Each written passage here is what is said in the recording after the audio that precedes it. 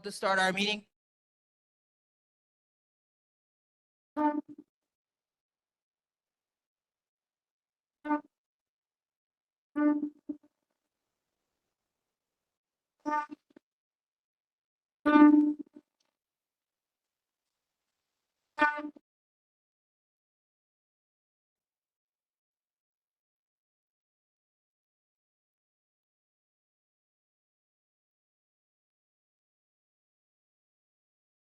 Thank you. You may be seated. Before we start this evening, set the the ground rules of a board meeting tonight. So I'm just going to summarize basically the rules that we will be pushing forward to our meeting. It will end on time. We will not extend it. I know there'll be a lot of concerns tonight, but we will have upcoming, and we'll discuss it further in the meeting, other meetings and committees that's going to be able to, for our community as well as individuals to speak at. For now, I'd like to introduce Uncle Rocky to at least introduce our ground rules.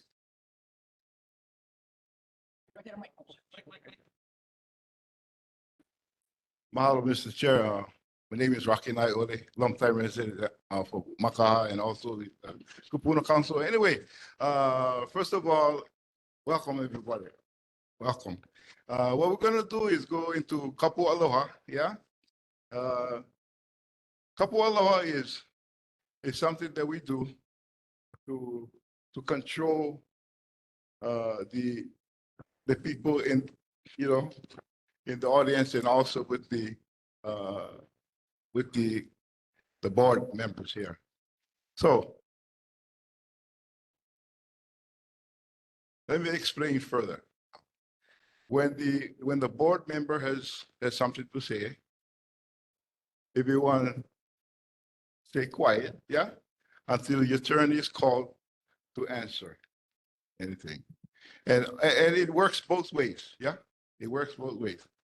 But we don't cuss, yeah? We don't cuss. We don't throw things around. And that is important for our people of Waianae, yeah? That we honor all our guest speakers too. We don't throw things or swear at them. Give them the opportunity to speak, yeah? And then we can carry ourselves in an adult manner, yeah? So this is Kapu Aloha. Everybody understand? If you don't understand, raise your hand. All good? All good. All right. We're all on the same page. Okay. Mahalo. Before we further continue with our pule, if we could take a moment of silence for Auntie Twinkle, who is a great leader in our community, as well as for the incident today for the family who's lost a member.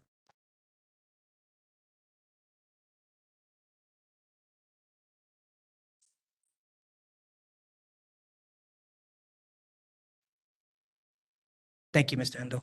Go ahead. Can you rise for our pule?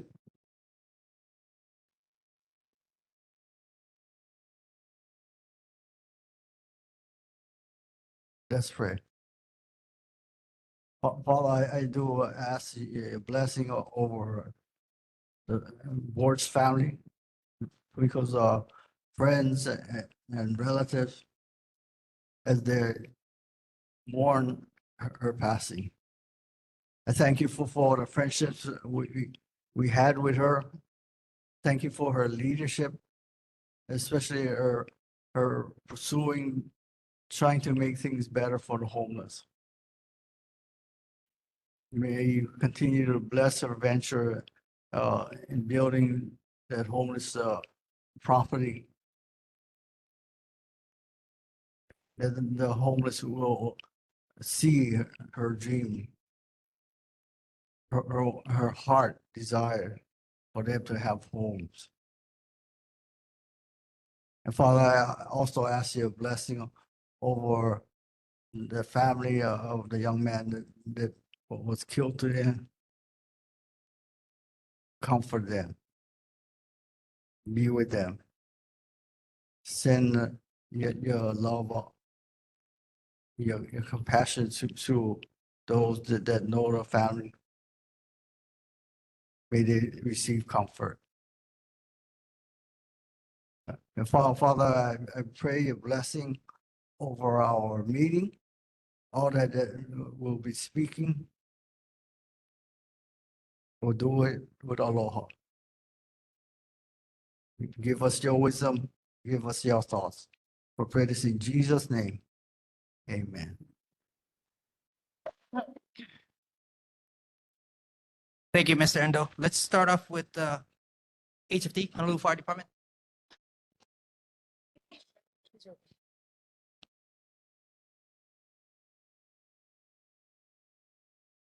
Good evening, board, community members. My name is Jason. I'm stationed at the Waianae Fire Station right next door. These are incident statistics for July. We had 3 wildland brush fires, 14 nuisance fires, which are rubbish fires inside a structure or vehicle, 1 cooking fire, and 2 activated alarms with no fires. We had 163 medicals, 7 motor vehicle crashes, and 2 mountain rescues. Our fire safety tip for the month is back to school fire safety. Educating students on what they can do to stay safe during the school year is important and often overlooked. College students living away from home should take a few minutes to ensure they're living in a fire safe environment. Don't overload outlets. Keep lamps, light fixtures, and light bulbs away from anything that can burn. Never use an extension cord with large appliances like a refrigerator. Cook only where it is allowed. Keep the cooking area clean and free of anything that can burn. If a fire starts in a microwave, keep the door closed and unplug the unit. And if a disaster happens, knowing who to call and where to meet is an important part of emergency planning for you and your family. Pick 1 main contact locally and 1 contact out of town who may be easier to reach during a disaster. Are there any questions for me? Just from the board, Mr. Clay Weber. Yeah, thank you for coming tonight. The fire up in Makaha Valley, was that spontaneous or was it deliberately set? I haven't seen the report from any type of investigation on that. I wasn't there that time, but it occurred in the same area that was about a month ago, and we weren't sure what started that either. But we did put it out. They did go back in about 2 days later, but the fire was put out and burned about 30 acres, but there was no documented cause. Tana Thank Weber. you. Mahalo, Captain Jason. I just wanted to say mahalo for your service and quick response to the Makaha fire, and as well as the tour that we were able to come and see the new work that was done in the fire department. And please just keep us posted on the extractor if and when that gets delivered to your facility so that we can help advocate if needed, so that you guys have everything you need to fully function out here in Waianae. But we appreciate your service. Right. Mahalo. Waianae. Chair, Mr. Wallen. I got a question. Hey, Captain, thank you for coming. We appreciate HFD. My question was, like, we're in fire season right now, yeah, and then throughout the years, we have certain members of the community which, start fires, which I call, the free radicals. But I was just wondering if you folks have a list of those names, because I know that some of them, they're not here anymore, but they're still in the community. So if there's a list of those names, and if there's a possibility that the community could know, so that we could be, on the lookout, and if for those that would know these people personally, at least we, can get a chance to talk to them and whatnot, because, we're in fire season, and, when had the fires in Lahaina, August 8th, I live up in Puea in Waianae Valley in a homestead, and I remember August 8th vividly because the winds was whipping hard from Ka'ala, was just coming down and was just, and if Mahalo Kea Kura, we never have nobody and set fires on that day, but if there was, and how fast the winds was blowing, like we would have got trapped and would have just came straight down. So, yeah, that's my question. Thank you. The fire department does not keep a list of things like that. If it is documented in the incident, it may be in the report, but as a sense of standard operating guidelines, the fire department does not keep that. I'm not sure if HPD does, but I believe that, Waianae being such a tight community, I think all of you would know more about that than we would you know, you guys are pretty tight. You guys know each other, so. I appreciate that because if I knew some of these free radicals, I would talk to them myself. You know, so I guess I think- gotta think ask that'll come HPD. more. No further questions? Community? Yeah, Mrs. Salcedo.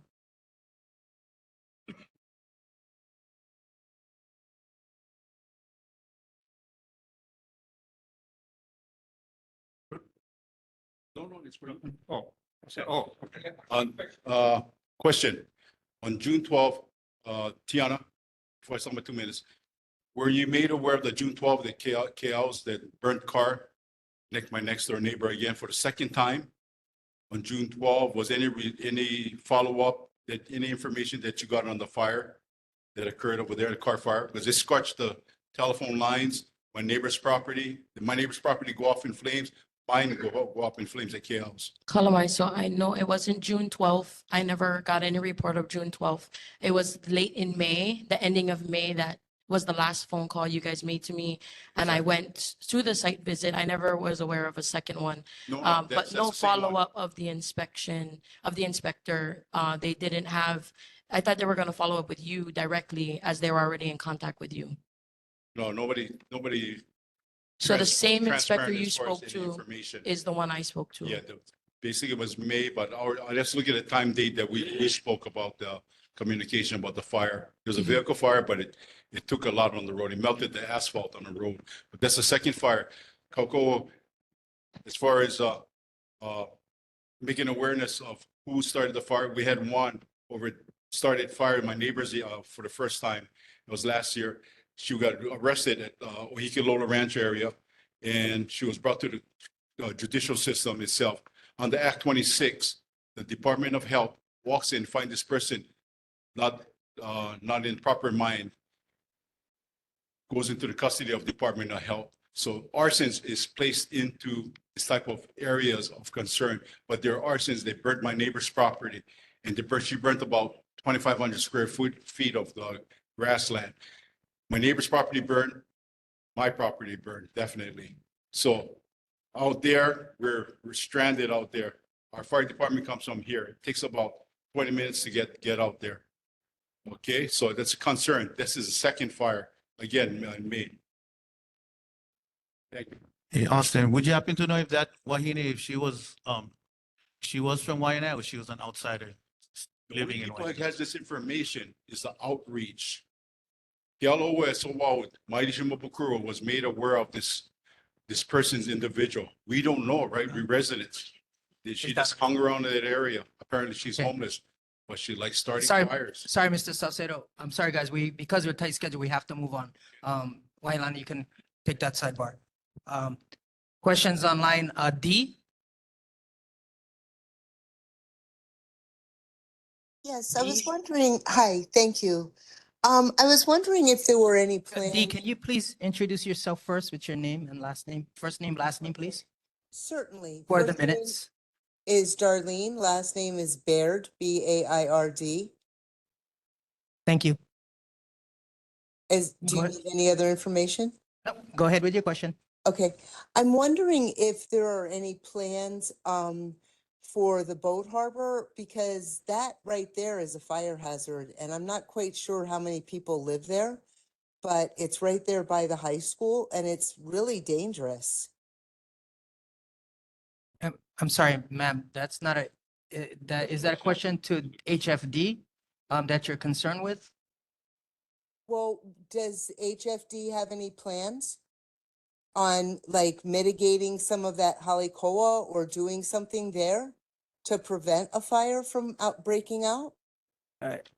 I can speak for that, sir. That is state land and the state's DLNR and what they have there, it has an agreement on how to maintain that place. And it has nothing to do with HFD, unfortunately. Okay, all right, thank you. Okay, thank you. Any other questions? Okay, moving on. HPD, please. Thank you, sir. Hi, good evening, board members, members of the community. It's Corporal Peglet, the Honolulu Police Department, District 8 Community Policing Team. Have your stats for July. In July, we had 28 motor vehicle thefts, 4 in our area, 18 burglaries, 8 in our area, 174 thefts, 51 in our area, 39 unauthorized entries into a motor vehicle, 7 in our area, total of 176 citations issued, 6,615 calls for service, 1,986 in our area. Before anyone asks, no, I don't have any more information than you already have regarding the shooting at the Wold Harbor. It is an ongoing investigation, so there's nothing I can really give to you anyway.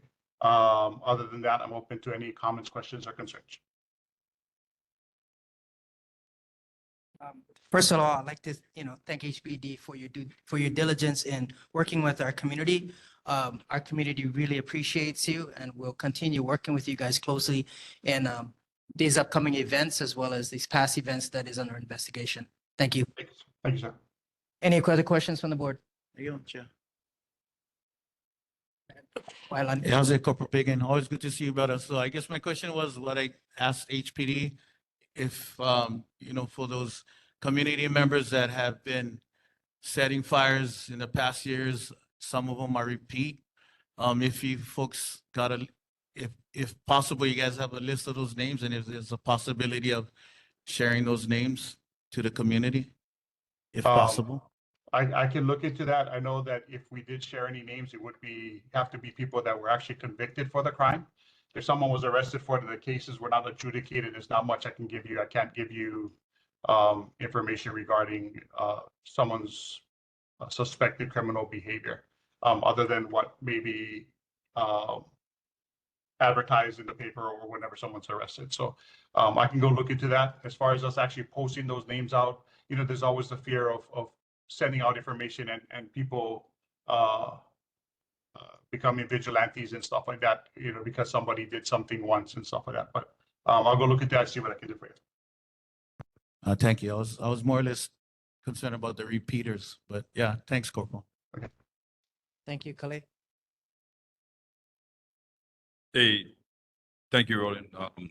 The question I had for HFD about the fire that was at Macaw Valley, and it seems that they had to return to that same area, and I guess it's a problem area. Is there any houseless people up there or activity up there that could give reason why this is a reoccurring problem as far as the fires? To be honest, I don't know if I haven't gotten anything regarding whether it was an actually intentional fire. So I would be hesitant on saying that, because there's homeless up there, that may have been the problem. I think we'd have to wait till HFD investigates and finishes their investigation before we can actually provide any other information. Other than the fact, honestly, that it says so far out from the rest of the community, I should say, and we get people that tend to do things that they wouldn't do in areas that's more populated. I would just caution that people just be aware of what other people are doing and be cautious of what they're doing, that it's not an accident. I really hate to say that it was intentionally set at this time because we don't really have that information. Thank you. Thank you. Thank you. Go out to community, Shelby or Pikachu. Hello, officer. Mic check, 1, 2, 3, 4. Can you hear me? Okay, Yes, sir. so I was on Kauai, literally at the courthouse, and then I get a call from my auntie in Waianae that the cops are at my house because the alleged shooter down in Waianae had my ID, which I lost during FestPack, and it said Shelby Billionaire on it, but I was literally on another island, and they have my ID hostage, so you got to come to Honolulu Police Department to pick it up. And I want to know who the heck's using my ID when my name is on the ballot. It could be open banking accounts, credit cards. I'm right here, but I was on Kauai and I talked to Radula literally on the phone today about a separate incident. So I just want to let you know. Okay. Okay. Going on line D. Yes, are there any plans to remove the homeless from the sidewalk by Satellite City Hall? We are working with the state. That is a state area. So we're trying to work with the state to get their people out there. I know Ed Sniffen and his people, the crew, were talking about it. I know they do have signs that stops them from going onto the city and county property over there with the no trespassing signs. So they are on state property. So we are trying to work with the state Again, HPD is actually city, so we will go and assist the state when they're ready. But it's gonna be their responsibility to take care of it. Okay, I have a follow-up question because I was downtown a couple weeks ago and saw HPD actually moving people that were houseless off of the sidewalks on, I believe that was King Street. And so is there a difference then in jurisdiction between town and here and HPD's responsibilities? It depends on where the person is. So if the sidewalk in front of a certain area is state property, then the state would have to deal with it. If they're on city property, like if they're in King Street, if that's a city road, then yeah, the city will take care of it. So it really depends on the jurisdiction of the property that they're on. Okay, thank you so much. Thank you. Chair Perry, I have a question. Okay, go ahead, gentlemen. Okay, thank you. In what the lady said, ladies and gentlemen, residents of this community, there's a bias about homeless. How the action is taken more quickly, more efficiently in Honolulu versus in our community, ladies and gentlemen. There's a bias on how homeless in Honolulu get resolved versus here. And I will go into detail and hopefully you all understand what I'm trying to say. This homeless issue go back from Lingo and even back further to the 1970s. So that's how, when Lingo was in office, she gave us a sweet deal. And I will explain myself if allowed. Thank you. Thank you, Jeremy. Any further questions? We're moving on to ocean safety. I think ocean safety isn't here. Tiana, Wilbur, you have a motion to make before we move on to awards and certificates? Chair, I motion to read certificate that we presented to George Apsedy, who was the Director of Department of Transportation under Director George Ed Sniffen. So I make a motion to just read what the resolution that was presented to him with a plaque before he retired at the end of July. Second. Mahalo. And Any discussions? Nope. Okay. Motion to read it. Yes, read the certificate. Oh, so we're going to awards and certificates. We're going to go with Lokahi, then the Miley Food Pantry, and then we can go ahead with the one that was just motioned in. Thank you.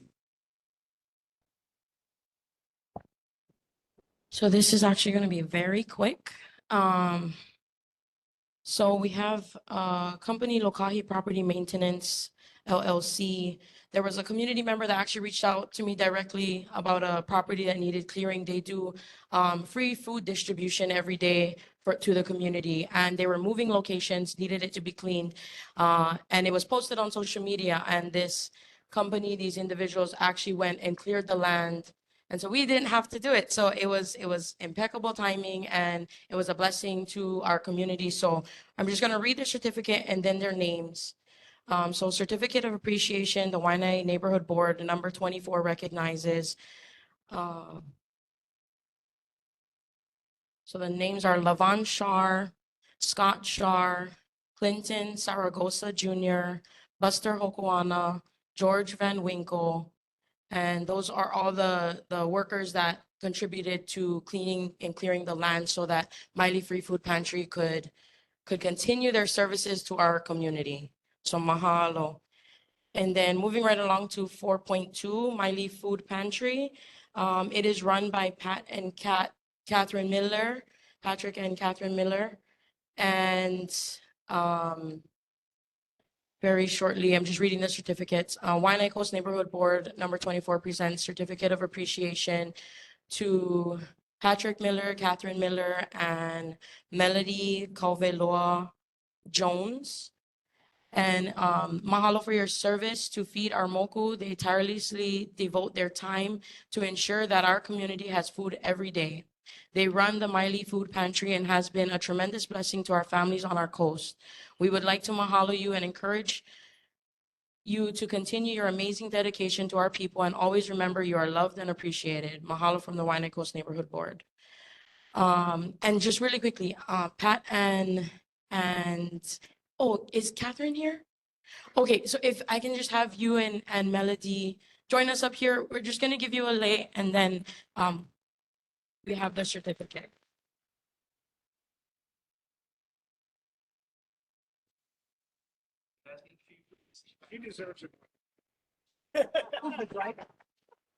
For the community members that are standing in the back there, we get some open seats over here if you guys like find a We're chair. gonna take a short recess at this time to finish up this awards, and then we'll be moving on to our community presentations. So 1 minute recess, please.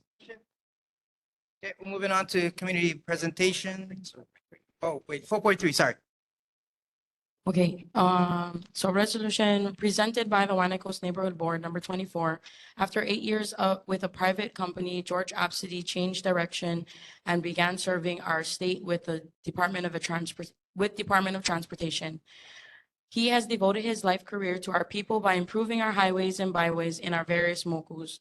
Balancing his personal life and being a public servant is no easy task. Whereas the Waianae Coast Neighborhood Board recognizes George Absidy for his 33 years of dedicated service to our moku and our state. Whereas George Absidy has tirelessly and effectively listened attentively to our concerns, going above and beyond the call of duty to meet the request of our members in our moku. Whereas George Absidy's shoes are large to fill, and we extend our sincerest gratitude to him and his ohana for all he has done to improve our roads throughout our state. Whereas George Absidy's commitment and dedication have significantly contributed to the betterment of our community, making our roads safer and more accessible for everyone. Therefore, be it resolved that the Waianae Coast Neighborhood Board expresses its deepest appreciation to George Absidy for his outstanding service and dedication. Be it further resolved that we wish George Absidy a wonderful retirement filled with joy and time spent with his loved ones. Be it further resolved that George Absidy's contributions are greatly appreciated and he will be dearly missed by all who have had the pleasure of working with him. Signed this 31st day of July 2024, and it names all of the neighborhood board members on their certificate. Thank you, Tiana. Moving on to community presentations, 5.1, Mo'iliili Community Center, Delilah Benitez. Is she online or present? Huh? Delia? Yeah, Delia. Benitez. Okay, moving on to 5.2, Johnny May for her senior center in Waianae. Thank you. On July 23rd, I went to visit Mo'iliili Community Center to visit their senior program. So it's for seniors to keep them active, both physically and mentally. They've been around for more than 30 years, I believe. And that's something that would be nice in our community to have a senior center from the ground up. So that was my reason going all the way to Mo'iliili to check it out and see how this community can benefit. So we do not have a seniors center in Waianae, and we need one. We have 2 senior homes. There's a wait list with shortage of senior housing. Thank you, ladies and gentlemen, for attending tonight. Thank you, Johnny May. Okay, moving on to 5.3. This would be John Mizuno, Eric Ford, regarding our kahale.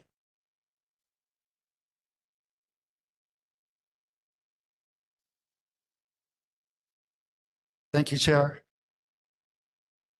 We first wanted to thank all of you for being here and listening to what we have to say. I'd be remiss if I did not talk about Auntie Twinkle and what she had done, her legacy. We just saw her last week, Thursday, to recognize her for the great work. You have to understand, Auntie Twinkle is legendary in this sense. She's giving homeless who have all suffered trauma It's the most powerful medicine that you can give a homeless person. That's housing. Housing. Think about that. She also instills character and dignity to our people who are homeless, gets them on their feet, stable, and moves them forward in life. So for Auntie Twinkle's legacy, I think we really ought to look deep in our hearts and not just close the door on homelessness, because it is a complex issue. I want to share with you Sam Moku, a good friend of mine. Sam Moku, Eric Ford, we're as close as you can get. We're brothers. We went to UH together.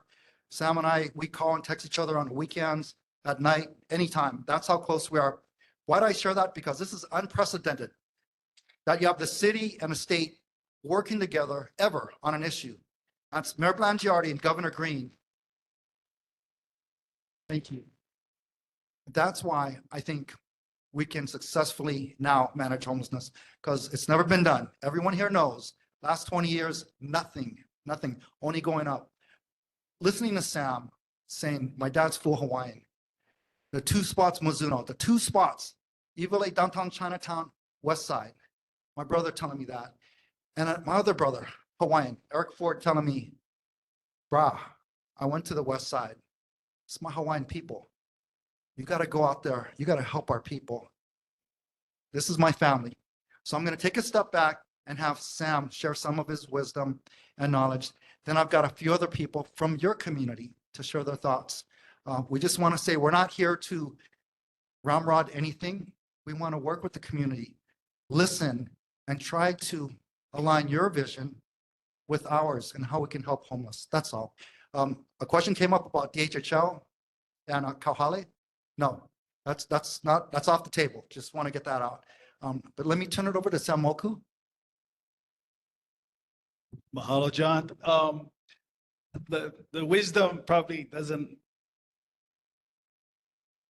isn't between John and I. The wisdom is right out here. A community that believes in their own community. And that's an important part of why John and I are really working together with building shelters. They got to go somewhere, right? The homeless got to go somewhere eventually. When the city is cleaning our sidewalks on King Street, which is an ordinance that has been on record for years, many years now, they got to go somewhere. So we have to build shelters. And what John said about being unprecedented with the state and the city working, every Tuesday, the mayor has been meeting with our directors, myself, the managing director, deputy managing director. Every Tuesday, we spend about an hour and a half, 2 hours talking about where we are with our homeless efforts, which includes building shelters. And John knows this. And his heart is wanting to help. And the mayor, when I shared about what happened to Auntie Twinkle's last night via text, he was literally blown away. He couldn't believe it. So his prayers are with Auntie Twinkle's. But again, we need you guys, the community. We need your help. That's the only way we can do it. I said in one of Mayor's town hall meetings in Nanakuli, the state gets choked money. And so that's how it goes. Now, that doesn't mean the city doesn't put in money, because the city has been buying property across the island in order to use as shelters. So that's where the partnership is. Okay, so this is a good relationship. Let's move forward. Imua. I love that guy. Before I continue, I just wanted to recognize my staff members here, because if I, for whatever reason, miss any questions, feel free to go and ask them. So in the back, I've got our brother, Eric Ford, if you can raise your hand. Eric Ford, thank you for being here, brother. I've got someone from Waianae Valley who's been your resident since 1974, Christine Fenn. Thank you for being on our staff. And Raina Purvis, who's got more degrees you can shake a stick at. Thank you for being here, Raina. We appreciate you. And former Chief of Staff for, Lieutenant Governor Chin, we've got Brandon Mitsuda here. Right behind me, Brandon. Hand for Brandon. Thank you. Thank you. I know we're going to get some hard questions, Chair Ganaban and members, and that's cool. We're going to do our best to answer these questions. It would be remiss if it was just Sam and I doing the Moku Mizuno show. It's not that. It's about collaborating with everyone here. We get that. Sam and I talked about it. So please, if you don't mind, part of the presentation, we're going to turn to Principal Keela for a couple minutes. Then we're going to turn to Auntie Blanche McMillan, who has a wonderful kauhale in Waimanalo and has taken so many homeless in, and they've been doing great. It's kind of a proof of concept blueprint that we want to follow. Then I've got Auntie Lena, Auntie Lynette, and Uncle Rocky, who's going to share their thoughts. Again, we're even asking for more voices to come and join us. Even if you may be counter to what we're trying to do, let us know so we can collaborate and know how to do this and fine tune this. We don't have an exact kauhale spot yet, but we're still in the initial phases and we're listening to as many voices as we can. So at this time, please welcome Principal Keela. Aloha board, chair, aloha community. My name is Glenn Keela and I've been in this community for a lifetime. I'm here because I want to share with you folks my purpose. And my purpose tonight is to be the voices of our children. As a community person, I love to go to these sacred sites, and at Kani'ilio Temple in Waianae, I meet my former students. I've been teaching since 1973, so a lot of the students are from me. I taught them. And so when I go to these community places, I see a lot of them saying, Mr. Keela, could you help me? I have nowhere to go. I need a home. And it breaks my heart because I see so many of my family and your families out there. And so for me, the purpose is to share about education, because it was education that freed me from being out there. My father died in prison. My mom died at age 36, but it was this community that saved me. They remembered my family. And so I want to remember these children. So I called the governor's office and I talked to John and his staff, and I said, you know what? We need to really focus on education. We need to bring our people back and not to just build these big cities of 50 acres of all the homeless, because you're now developing cities. In the old days, we had churches. We had Liliuokalani Children's Center. We had OHA. We had all of these different programs, the Protestant Church, the YBA, the Buddhist Church, and we worked with them. Sister Anna from the Peace Education, and that's what made us who we are today. As human beings, it's really heartbreaking when these people are walking with their heads down in shame. But you know, if they know you, they're going to come up. They're going to ask you, please help me. So I'm here tonight to speak for them who came to me. And I want to thank John Mizuno and his staff, because I called him up. I said, please, can I have some time to tell you the importance of education? And they opened their doors and they said, welcome. So mahalo to the staff, mahalo to all of you folks. Mahalo. Thank you, Principal Keela. Next, we have Auntie Blanche. She's going to share her kauhale initiative. Auntie Blanche. Aloha, I am the CEO and the founder of the Hui Mahi Aina in Waimanalo. Why I became a homeless owner of the homeless shelter is because the Lord have given me the strength and the love and support who made me become what I am today. Today, I have 75 people. I have 15 seniors. They're 92 years old to 55. And I have 26 children. And I thank my father and mother Because it wasn't for them for teaching me what is Christian is all about and how to believe in God, I wouldn't have been here. But I am so happy. I have 98.9% Hawaiians that I take care on my Aina. And I love what I'm doing. And I make sure that each and every one of them is well taken care of and loved. And let me tell you something, and I love Twinkle. Because Twinkle is with me. She always come to Waimanalo and check out how I am. And I come to Waianae and check up on her. I was just here last month with her, talking story with her. She was healthy and I said, you better get your health together and let's move it because we have to continue our journey. Our journey is not done yet. Our journey needs to be fulfilled in this Aina, especially for Hawaii. So today I make it a short one, but I would like to introduce my resident that I brought today. They're here today. Joanne, Lavi, and Yoki. And that is my resident that I brought today to see you folks and to show you guys what is love about the homeless shelter. Homeless is one people that come from a broken home, a broken place that they have no love at all. Today, I show them what is love. I show them what is respect.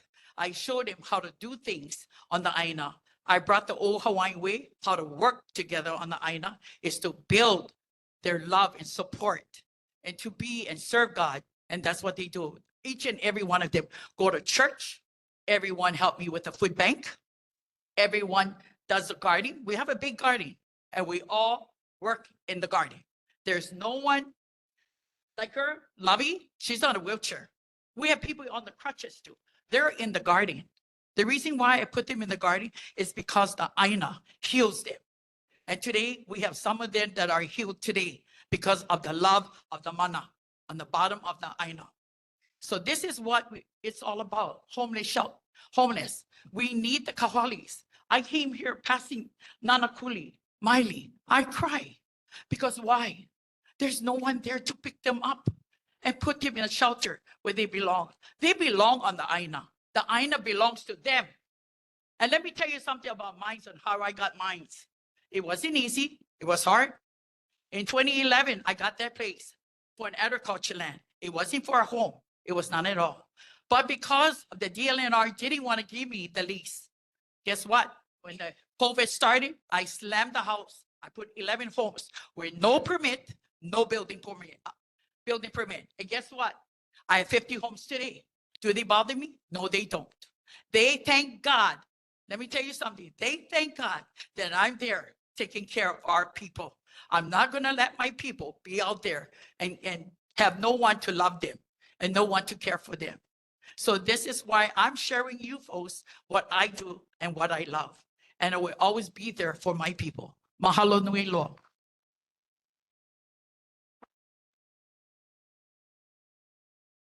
I don't know if I could say it's okay to break the law, but we're going to expand her kauhale.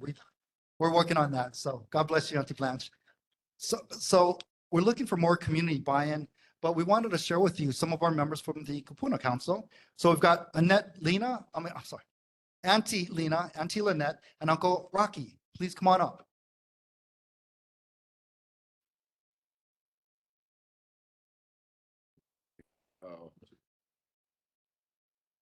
Mr. Chair, thank you for inviting us here. We're with the Kupuna Council. Mhm. And board members, thank you so much for having us.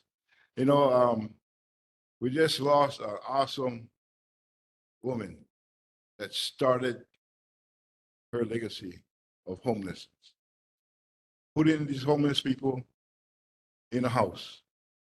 So just think, every holiday, every holiday, you at home enjoying the meal, roof over your head, you know, in the air condition or by the fan, and these people are on the beach or wherever they are, being houseless. So we're going to, Kupuna Council, with the help of the city and the state. You know, John and Sam, they're doing so great of a job to help our community here. How about a great hand for them? They're the ones to make it happen. And we're we're all the striking force that will help them build this. So yeah, like I said, Twinkles had a dream. And let's continue that legacy for her. Okay? Thank you.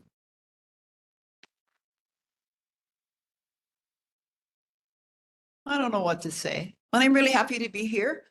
Who would have thought?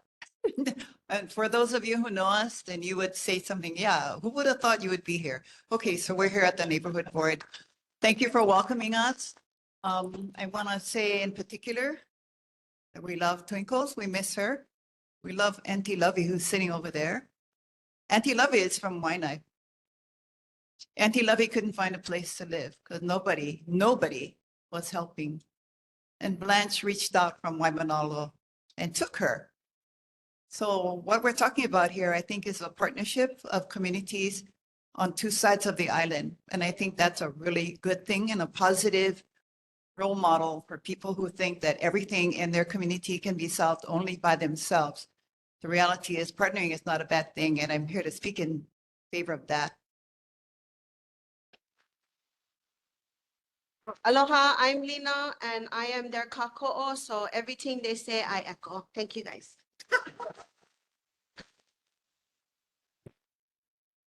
Thank you. So, Mr. Chair, we're here for any questions, sir. Yeah, thank you, John. So we're going to start with our board members first. We're going to limit our questions, ladies and gentlemen. I'll go ahead and explain after the few questions with our board and a few community members speaking out. Thank you. Any question? Fiona first, and then Mahalo. Thank you everyone for attending. And my question is if you can share in the months that you've been serving as the director of homelessness, can you share what your team has been doing as far as, because some of the concerns, right, from the community is one, outside being flown in and being housed here or we are paying for that. So can we explain some of the data and also some of the other shelters or projects you guys are currently working on here in the community that you guys are working with currently, some of the existing shelters that exist or that was having trouble and you guys are, can you just explain some of those that you guys are working on? Yes. Thank you, board member. To date, we've sent about 70 people home from the mainland. It's called the Return to Home Program. We contracted with IHS, Connie Mitchell, and it was a bill that I introduced last year. Although I'm not in the legislature anymore, it's pretty cool. But yes, there's a lot of mainlanders that are coming here because if you're in Washington, D.C. or Colorado, they can freeze. And, you know, Hawaii has robust public assistance. So I hate to say it, but states do send their homeless here, which is not cool. What we do is we find a family on the mainland, California, Texas, Florida. We confirm that they're going to take that person back. And then we respectfully and humanely send that homeless person back to where they're from, to be with their support group, their family. That's been very successful. To answer your question, I believe, Brandon, you can correct me, and Sam and I, we partner on all the kauhale. I believe we have 6 or 7 kauhale, Brandon? About 6 or 7 kauhale. They range anywhere from maybe 20 to 25 to as much as Waikiki Vista, which housed, I believe, 38 families and 120 occupants. Right, Sam? That was a joint city and state effort, 120, all family members in Keiki. And so with Auntie Twinkle helping to house maybe approximately 200 homeless, if we can do that maybe 2 more times, you know, hey, Waianae Coast, if we can house 600 of our homeless here on the west side, it's a win. It's a win. We're not everybody, but that's more than half. So just please stay with the vision and throw away that not in my backyard mentality, because that's why we've had homeless all these years. We did not take a bold step and accept it. And by the way, good question, for the kauhale, if we were to build kauhale on the west side, it would be for west side people. It wouldn't make sense to have someone from Kalihi or Puna or Kauai come here. It doesn't make sense. Kauhale, where we build, will be for the residents and your family members, their owning. So thank you for the question. Sam, did you want to add? So as I mentioned in my early comments, the city's been buying properties. Waikiki Vista was one of them that Catholic Charities is helping us with housing homeless families. The city also purchased the Evile Center, which is a huge warehouse at Evile right across from Punawai Rest Stop. We're looking at building in partnership with the state 100 beds in there. And that will be run by Connie and Lutheran Services. The next property, what that was purchased was the old First Hawaiian Bank that's along, right across the street from A'ala Park. Yeah, right across from Mayor Wright Housing. And we just opened up a medical respite that's being run by Scott Miskovich. There's 32 medical beds inside the bank, and there are 30 small units, kauhale units in the parking lot. We also, what else? Oh, so we also have a property that is a city property in Hauula. Hauula, there's some townhomes that the city purchased that will be used for housing our families out on the windward side. I live in Kaneohe, and John, one of the first kahales they built was right close by the state hospital. And there's one more in Wahiawa. There's another property that the city purchased. It's basically like a larger apartment complex that will be used for families as well. And those, the Hauula and the Wahiawa should be coming online at the end of this month. So there's a lot of action going on. The mayor wants to build more kahales in various areas, including the east side. And so we're looking at that, looking at property, city property, and whatever we can partner up with the state.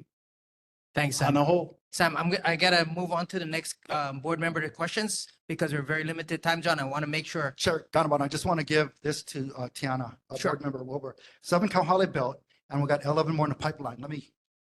Thank you, John. Wahilani, your question, please. Hey, John and Sam, thank you for coming tonight. Yeah, you had originally answered my question from Tiana about that the kauhales in Waianae would just be specifically for residents of Waianae. And I was also glad that the conversation of taking off any kauhale being built on homestead land too. So mahalo with that. Yeah. Oh, and so I know that Nani Peterson and Dana Newman was also spearheading for kauhale, and I think it was the other week that the news went out with Nani, and she had showed that there were like 3 properties in Waianae, and one was like right next to Mailili Stream. Would that be open to conversation on that, for that piece of parcel, John? Yeah, Sam and I, as well as Kupuna Council and other community members from the west side are still looking. So at this point, I can't say yes 100%, but those 3 are in the mix. We just want to be as honest and transparent as possible because nothing against Governor Lingo, I respect her, but I know that the Waianae Coast has distrust in government because government says things and they don't follow through. And so we just want to try to be as honest as possible and transparent. So there are spots that we're looking at, but we want to get buy-in from the community. And before we move forward, we want to make sure everybody's kind of on board, even if we have some opposition, because there's never going to be a perfect kauhale spot. We understand. Mahalo. I just wanted to recognize Representative Gates and his work with our initiative. And we're just grateful, not only to Representative Gates, but to a good friend, Miley, Senator Shimabukuro. Over the years, they have been just great for the West Side. Thank you. So, Mr. Mizuno, this question is for you. You know, I support what the mission is, but what I'm against is you said we get 35 here, we get 25 there, Auntie Blanche has 70 something. Yeah. But you scared me because you said you like how 600. That's scary. Now, if you can put in writing, for me, honestly, I'm opposed to kauhales in Waianae. But you did get me to at least open up because you said kauhales in Waianae can only house Waianae residents. That means a lot.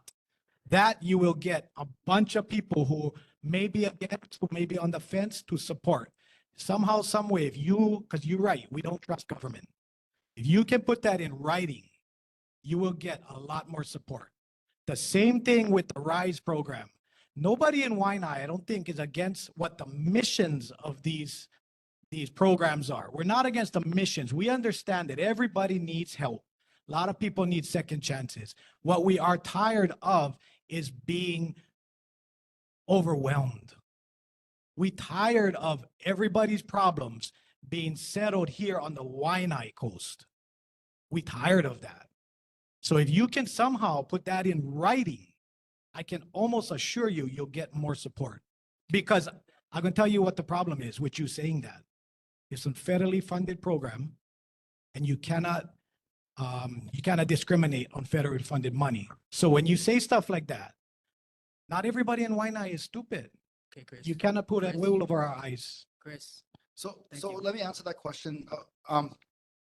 Sam, you can join me too. So Windward was the first Kauhale, hard sell. We went to the community and I'm gonna be honest, just, transparent.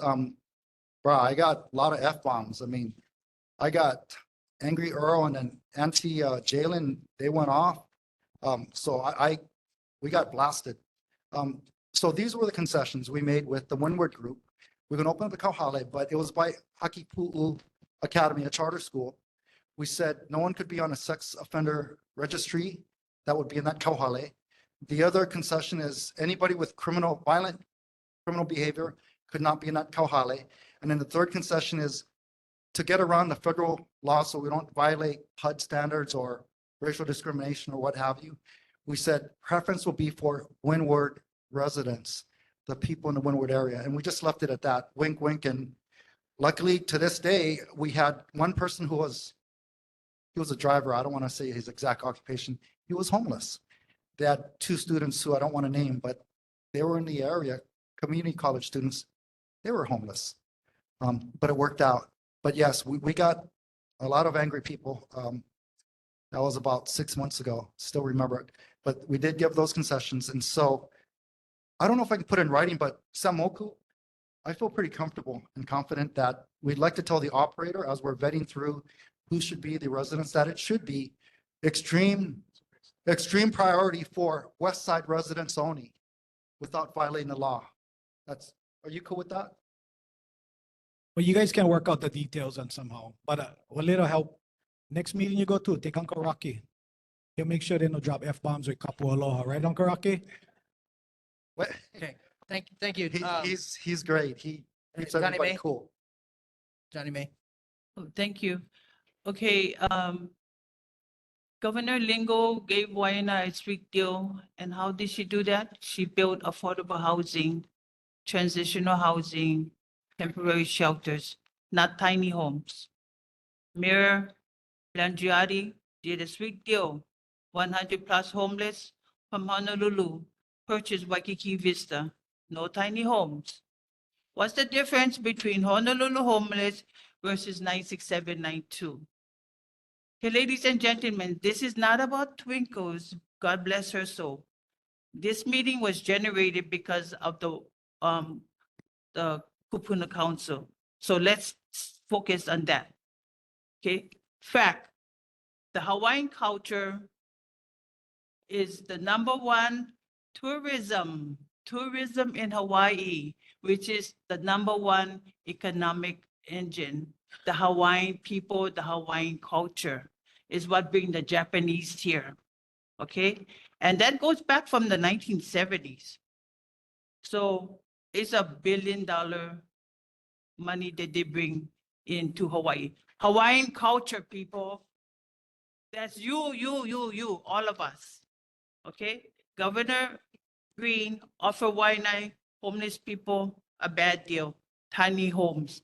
Senate Bill 1040, 2023, which stipulates relating to homeless in 96792 only, again, homeless people in 96792 only. You. That's it, Senate Bill 1040, which I believe Maki. So the bill describes Native Hawaiian are disproportionate that was introduced by Miley. I'm sure was supported by Gates. He supports everything. So here's the resolution. Okay, former Rep Mizuno also brought homeless from Kalihi to Waianae Valley. Did you know that? His Kalihi homeless people came to Waianae. Front page, ladies and gentlemen. There's no if or buts. Okay, so this is what the governor can do for us. Since we have shortage of senior homes, do an EP, you know what that means? Macau Valley, the former Macau Resort, build senior housing from the ground up, build senior community center from the ground up. That's what we should ask for, ladies and gentlemen, not crumbs. Thank you. Okay, thank you. This is all racial bias, very disrespectful and a disgrace. Thank You you, want Johnny to May. talk about transparency? Johnny Why May. didn't you tell us that? Let Thank you. John- Let John answer. Oh, thank you for your thoughts. Again, we just want to help people that are homeless. So if you don't believe that or you hate us, then God bless you. I'm good. Thank I'm you. good. Hey, John, Sam, you wanna say something? I Just real quick, Auntie, you know, if you, sorry, Auntie. Anybody Miss betray the Perry, Hawaiian is not my sorry. relative. Kalamai. Okay, point of order. I just, Point of all I order, want to share with you, if you want to build a senior center, work with the city, because the department that I belong to is Department of Community Services that has elderly affairs. So I think the mayor would be open to discussing that. The governor needs to do an EP. I'm familiar with the Elderly Affairs Division. What I'm saying, I'm not against Hawaiians, ladies and gentlemen. I'm saying when our own people betray us, which has been gone for many, many years. I have nothing against Hawaiian. I'm 75% Hawaiian. But we keep on getting screwed over, ladies and gentlemen, and that's injustice. That's the injustice I fight for. Okay? Thank you. Thank you, John. I have something to say. This year is 2024. Our governor is Josh Green. Josh Green, wasn't for him, for what I have today, I wouldn't have the homeless shelter. I would never have the land. I would not have the people for me to support. I would never. That's why I always protect Josh Green, because Josh Green, he talks and he does his job. And this is why we're traveling all over the island just to put shelters there to help the people. So that's why I'm telling you, 2024, I'm 100% Hawaiian. My brother was there. He tell you, we're 100% Hawaiian. I tell you exactly. And so this is why I'm telling you folks, I am the kahali wife for Waimanalo. And I'm pretty, so what I'm really telling you folks, you guys all need to listen, because actually we are doing it for the people, not for us, for myself, or anybody else. It's for them. We are going to protect our people. We are going to be there for our people. And when they fall, you make sure you pick them up. This is what I do.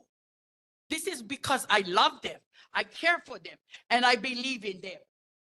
And this is why I'm telling you what I do in Waimanalo. And I do not only Waimanalo, we're traveling all over the island. We're in Maui, Molokai, Hilo. And now today I stand in front of you folks for Waianae. I am telling you exactly what we all do. Josh Green's workers. We work hard. We there for your people. And we will stand for you folks.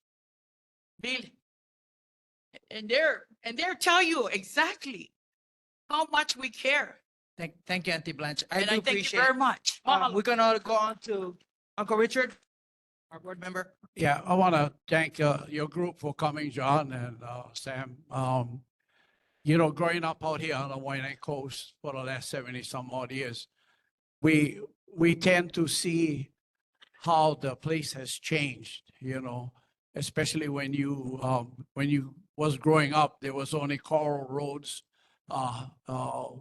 and sparse buildings and stuff. But your program seems to be beneficial for certain groups. And I can understand where you guys coming from. I see some flaws in certain other groups as far as Hawaiian homestead land and stuff like that. As far as getting you have to go with septic tanks nowadays, and you know each septic tank will cost you $20,000-$30,000. So by putting these people on your property, and you have to have a certain amount of septic tanks and so on and so forth, you attend all the meetings in Waianae, all the meetings, not just some of the meetings that make you feel good, but if you attend all of the meetings, there's a cost factor out there. There's a lot of stuff out there that the community don't really know. And, you know, you guys, it seems like a good program. And I talked to my sister. My sister is living on our property. We get 26 acres up Mauka, and it's 999 year lease. But it's going to benefit certain people, and it's not going to benefit certain people under the Hawaiian Homestead Act. Okay, so, you know, a lot of the people, when we see them, like you said, driving in, all the beaches, you know, is just full with homeless guys. Again, if you talk to a police officer, he's going to tell you 80% of the guys want to be out there. They refuse to move out of there, even if you offer them someplace. So, you know, we have a mixed, I guess, feelings out here in Waianae. And who doesn't want to live on a beach? I would love to live down the beach, put up my tent, just go out, go fish every morning and so on and so forth. And then if you're having food stamps and you have EBT card and you have things for your kids and stuff, yeah, you know, you live in, you're not high on the hog, but you're living out there, you know. So it's a touching issue for me, being born and raised out here and being homeless for about 8 years growing up. So, you know, I commend you guys for trying to put the package together. I commend sister for coming down from Waimanalo. And, you know, there is benefits for some of us or some people here, but there's going to be costs, and costs keep on climbing. Every day you open the newspaper, something is going up higher and higher and higher. So not only help us with the program, guide us so the next generation can carry the program and go forward. Thank you for coming. Aloha. Thank you, John. John, please don't answer any questions at this time. What I would like you guys to do, if you could just listen to the questions that's being asked, because I'm going to present something for you guys to come back and answer those questions with, just because of time limit, right? So I want to make sure that the rest of the community, those who I have two online right now, and I also have one ending question. Mr. Clay would actually, him and then the rest online and then in the community. So just a minute, please. Thank you, Chair.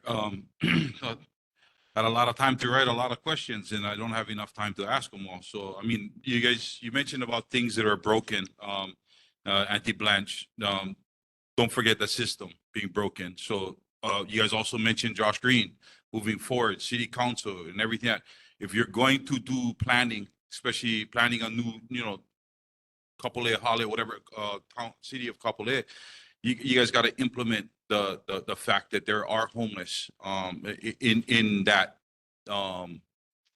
that factor. So the kahales, you know, please put that in the plan so the system wouldn't be broken. We can get the transparency way ahead of time. I spoken about homelessness 25 years ago, and I said, and it was at a board meeting when it was across the street, and I said, get ready for it because it's coming. I from former correction officer, I was a perimeter rover. I had to deal with a lot of the homeless out there, and a lot of them weren't from here. Okay, but again, it's a choice, and they choose to be that way or live that way because the system doesn't help them. Okay, I know a lot of people that are borderline homeless. They are on the verge of becoming homeless because of the cost of living and so on and so forth. So again, a master plan moving forward. I would appreciate more transparency with, you know, Josh Green and the city council and everything to implement those things, because it is a struggle. The struggle is real, and it's going to get more real. Yeah. And aside from all the questions that I do have, you guys, I actually want to ask one of your residents a question, if they're welcome. They would like.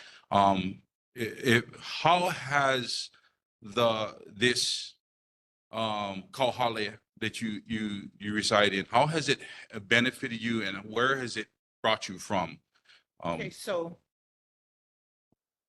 this Auntie Blanche's home is not like any other homeless shelter out there. When I became homeless, I was scared because I never walked that life and I know what the stereotype of homeless shelter is, okay? When I went to Auntie Blanche's, she's gonna bury me. Seriously, she's gonna bury me. Her shelter is just unbelievable and I will not move out. She has rules. We pay fees. We do work on that island. We do security. You know, after we do all our work, we have our free time. We have time that we need to come home. We have lockdowns, you know. Coming to being at her shelter, I won't go to any other shelter. And all I can tell you folks, yeah, yes, there is a lot of homeless out there. Yeah, I hear there's a lot of homeless, but everything is done on the Honolulu side, the east side. Yeah. If you guys want to lessen some of your homeless, even with your kupunas, give these people a chance. I seen them do it in Kaneohe. The one that was giving them problems. And I gave, you know, I seen it with my own eyes. And now they're so glad that they have this shelter in Kaneohe. Give them a chance. Whatever happened in the past with Linda Lingo or whoever promised you guys, that's the past. Let it go. These people are here for you folks. Thank you, Today. ma'am. Thank you. I Any last promise. collection? Okay, so Thank you. we're gonna move on to, there's two people in the community that has been on for a while, and then we got one more that's standing next at the Blanche. And then from there, I have one more question to ask John, and then I'll explain the pig that's gonna happen in the future that we have coming up too. So the community and those who want to engage will have more time to engage with. We have to move forward with our agenda, is the reason why we have to start moving forward with this. Okay, I have right now Jermaine Myers. Aloha, Chair. Can you hear me? Yes, we can. Thank you. Mahalo. Aloha, Mr. Mizuno. Thank you for coming to Waianae Neighborhood Board. My name is Jermaine Myers. I echo what some of the board members have said about our community, and I'm talking about present tense. I'm not talking about the past, regarding inequality, disparity, unequalness between each Senate district. So in the state of Hawaii, we have 25 Senate districts. Each district would have about 59,000 population. On the island of Oahu, we have 17 Senate districts. Each of them would have 59,000 population. On the island of Oahu, we have 1 million population, 1 million. Of the 1 million population, according to the point in time count in 2024, there's 4,500 homeless on Oahu, 4,500. When I think about do the math for the 17th district, that comes out to about 265 that can be housed in each Senate district for parity's sake. You're talking about bringing 600 homeless tiny homes into our district, District 22. That's disparity. We already have homeless, we already have kauhale shelters that you have not acknowledged. And so what I mean by that is I went on the state homeless website where you had stated what is the meaning of kauhale, etc. But you had clarified that there are 10 kauhales currently statewide. When I looked at the list, 9 of them are on Oahu. 1 is on Maui that was created for the wildfires survivors. That was created for the wildfire survivors last year. So of the 9 that are on Oahu, you never declared the 4 that we have currently in our district. We have currently kauhale as defined by you in our district, the following. We have the Pu'uhonua o Waianae by Twinkles. We have Cedar Church. we have Assembly of God, and we have the US vets. When you drove there to Waianae Regional, when you turned left, look to your right. That's the US vet. You did not acknowledge them on your list of 10 in the state of Hawaii. You only acknowledged the US vet in Barbers Point, which has 28 or 26 beds. The Waianae, we have 200. And so when you add up all the four, we already exceed our kahale quota if you are going to have equality and parity, where you would put 265 homeless. Jermaine, thank you in for each thank you for the community. information. We are on short time, so I do apologize for Okay. cutting you off. Thank you, Chair. I appreciate the time. Thank you. Mahalo. Before I go, I just want to recognize Senator Crosscrab. Thank you for being here, sir. And Chair, I'll be quick. I'll try to do this in a minute or less. Okay.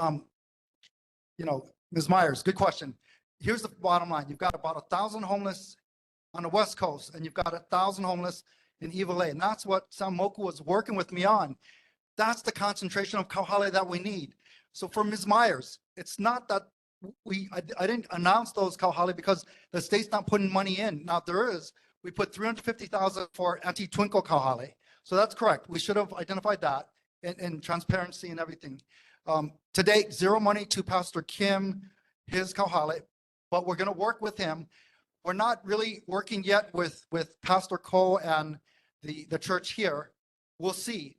And then the US vets, we're actually going to be working with them to have more homeless individuals and families going to their site, not the Kalailoa site, but the one in Waianae. And once we announce that and make it official and the contract's finalized, it will be considered one of our kauhale. So that's why the numbers, forget the numbers. The two biggest places with homeless, West Side, downtown Chinatown, Iwalei.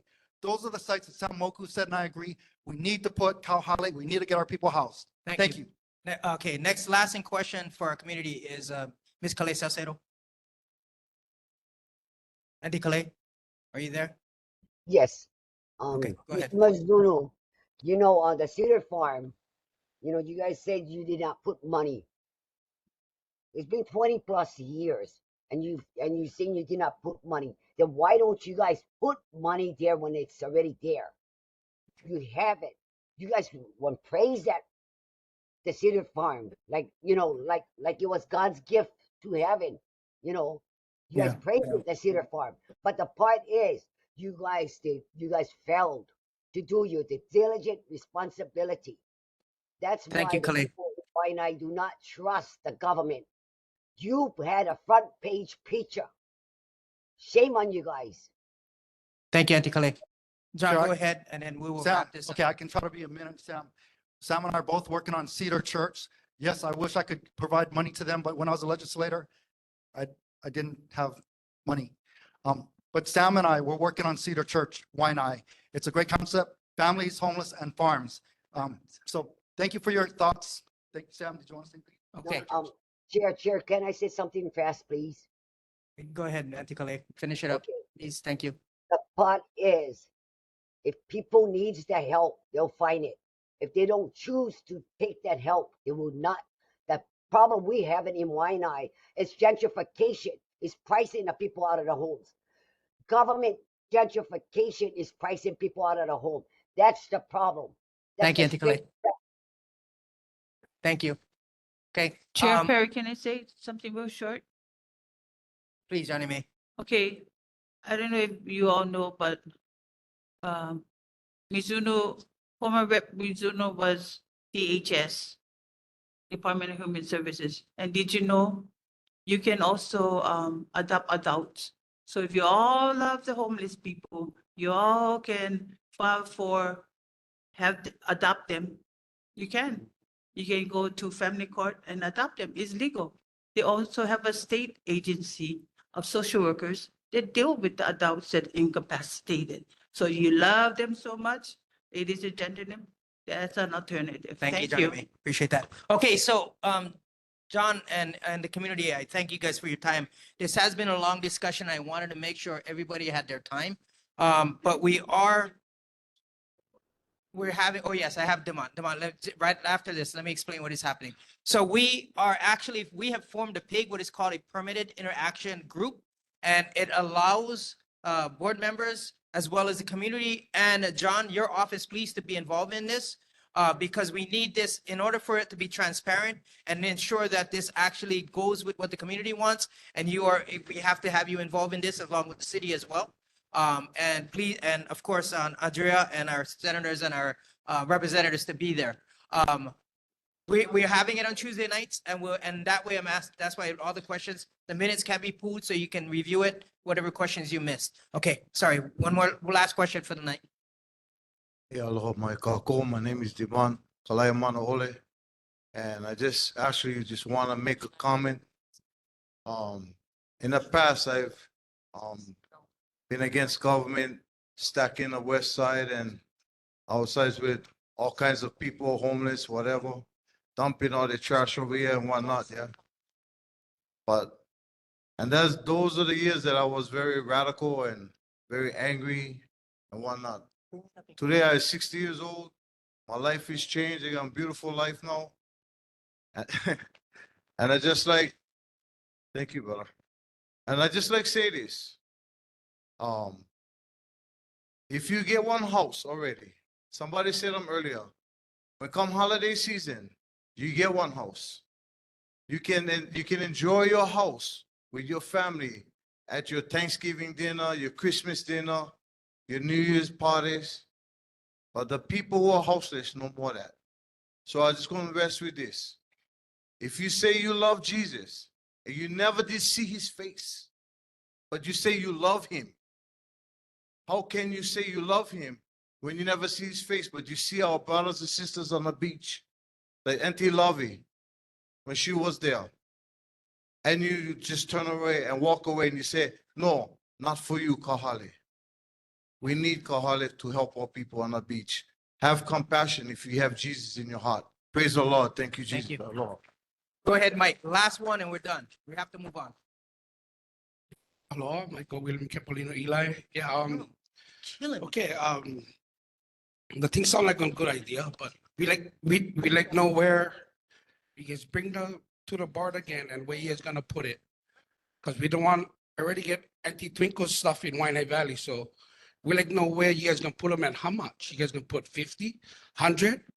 What you guys gonna put, you know what I mean, for the community? Mike, that will be explained in our page. Yeah. So definitely, those are good questions and I want to Yeah, make yeah. sure they're answered. Blessing, Yeah, please, yeah. hurry up, next one. I mean, 100 or 50, whatever you guys Yes. gonna make. And right now it's still in No, discussion. you guys gotta start off small, not 50 to 100, not 200. You just gotta start slow. 600, wow. Okay, to make it clear, everybody, I don't this know. is just a discussion. There's no numbers. There's no I mean, plans. no, in I place. just seen. It's a yeah. discussion. So let's move I on. just seen. Thanks, Mike. I do appreciate I that. just seen that. That's Thank you. I already get anti-twinkles in Waianae Valley. So Yes. where the next place gonna be in Lule? Yes. Miley, Makaha. Thank where? you, Mike. And that's We the like discussion. board like no, and the community member like no. Thank you. You Thank know what I Mike. mean? Me. Thank you. Mahalo Board, Blessing Star, De La Cruz, Ko Hawaii Paina, Diplomatic Minister, the Kingdom of the Hawaiian Islands. I hear the community, I hear you guys boards. I know the federal and international regulation.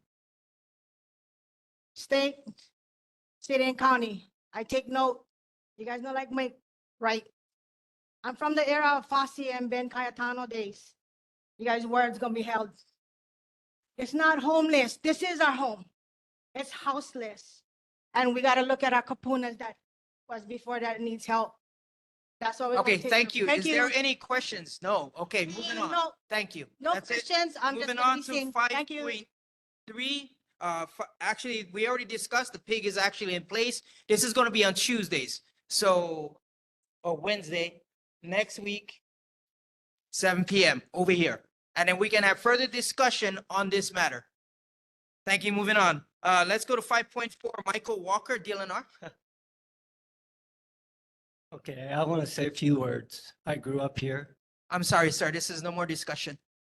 Community concerns. And we can bring it up at community concerns. I apologize. You know what? I've been to Blanche's place. I saw love there. I saw something new. I've worked with homeless for 15 years plus. Understand, Okay? sir. Thank We you. need to do something. Sir, can you Okay, at least aloha put your name- kea kua. Can Okay? you state So your you, name? No, And you state you your name. guys are the board. Sir, Okay. Hey, point of And all you're order, doing is sir, arguing. sir. You've been asked to step away from the mic, please, so we can move on with our agenda. You stated your Agenda name. there. Thank Like you. most meetings, nothing gets done. recess. 2 minutes, please. Point of order. Please, end this recess and move on with our meeting. Thank you. Move on with our meeting, please.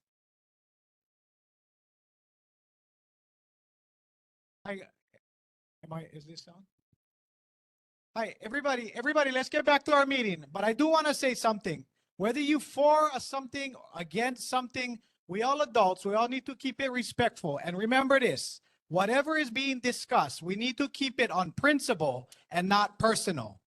A lot of us in here are dealing with emotions. A lot of you guys have a lot of passion. Keep the subjects principle and not personal, and we'll get a lot more solved.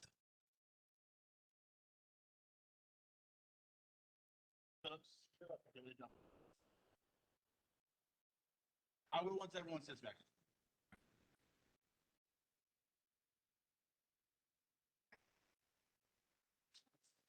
Thank you. We're gonna go ahead and start. Jeffrey, you got something to say? Yes, for those that can hear me, please, if you can make your way back to your seats, the meeting has been gavelled back in. For those online, in person, board members alike, please respect the rules of the meeting. If the chair or board members say to finish up, that means to finish up. If elected officials are speaking, regardless of your feelings of what they are sharing, please respect their reports. Please respect the rest of the presenters and the rest of the meeting as we go along, so we can finish cordially. Thank you. Thank you, Jeff. So we are moving on with Michael Walker from DLNR. Michael Walker. Is there Michael Walker here? Is Michael online?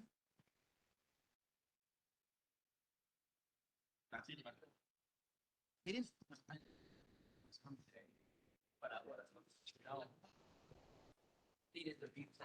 Okay, Michael Walker is not present. So we are going to be moving on to residents and community concerns.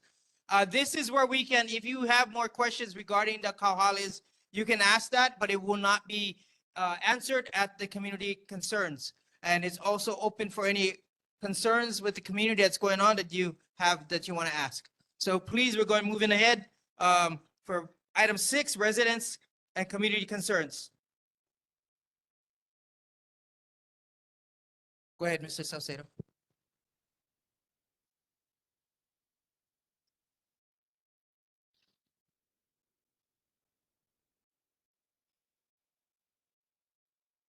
Hello, can you hear me? Okay. Anyway, Jermaine Myers, she spoke about measurements. That's correct. We do need measurements for having 600 individuals in our area of the 96792. They'll be entirely enormous. We have, I seen the news today, midday news with Andrew Tipola. She spoke about the 4 existing Kauhalis, Pu'uhol, Waianae, Cedar Church, Kauhali, U.S. Vets, Kama'oku, Hale, Assembly of God, Kauhali. These Kauhalis needs development. And I'm sure they have spaces in this. That's the reason why our Councilwoman Andrew Tipola had brought up this concept. We need to fill these before we start reaching out. From 96792, we had a meeting at Nanakuli, Darius Kila's meeting. We had Department of Transportation. 75% of our employment resources is outside of 96792. And we bring in 600, that's not a good measurement. And also, we do not have a measurement. John Mizuna is still here, or he's not here? No. Okay. John Mizuna had spearheaded a Senate Bill 1378 back in 2023 relating to unlicensed care homes. Unlicensed care homes, Public Safety Office of Jail Diversion Programs, conditional release from the court system. There's no measurements that's in the 96792, 0. Bob McDermott, back in 2022, copy of the letter sent to Governor David Ige.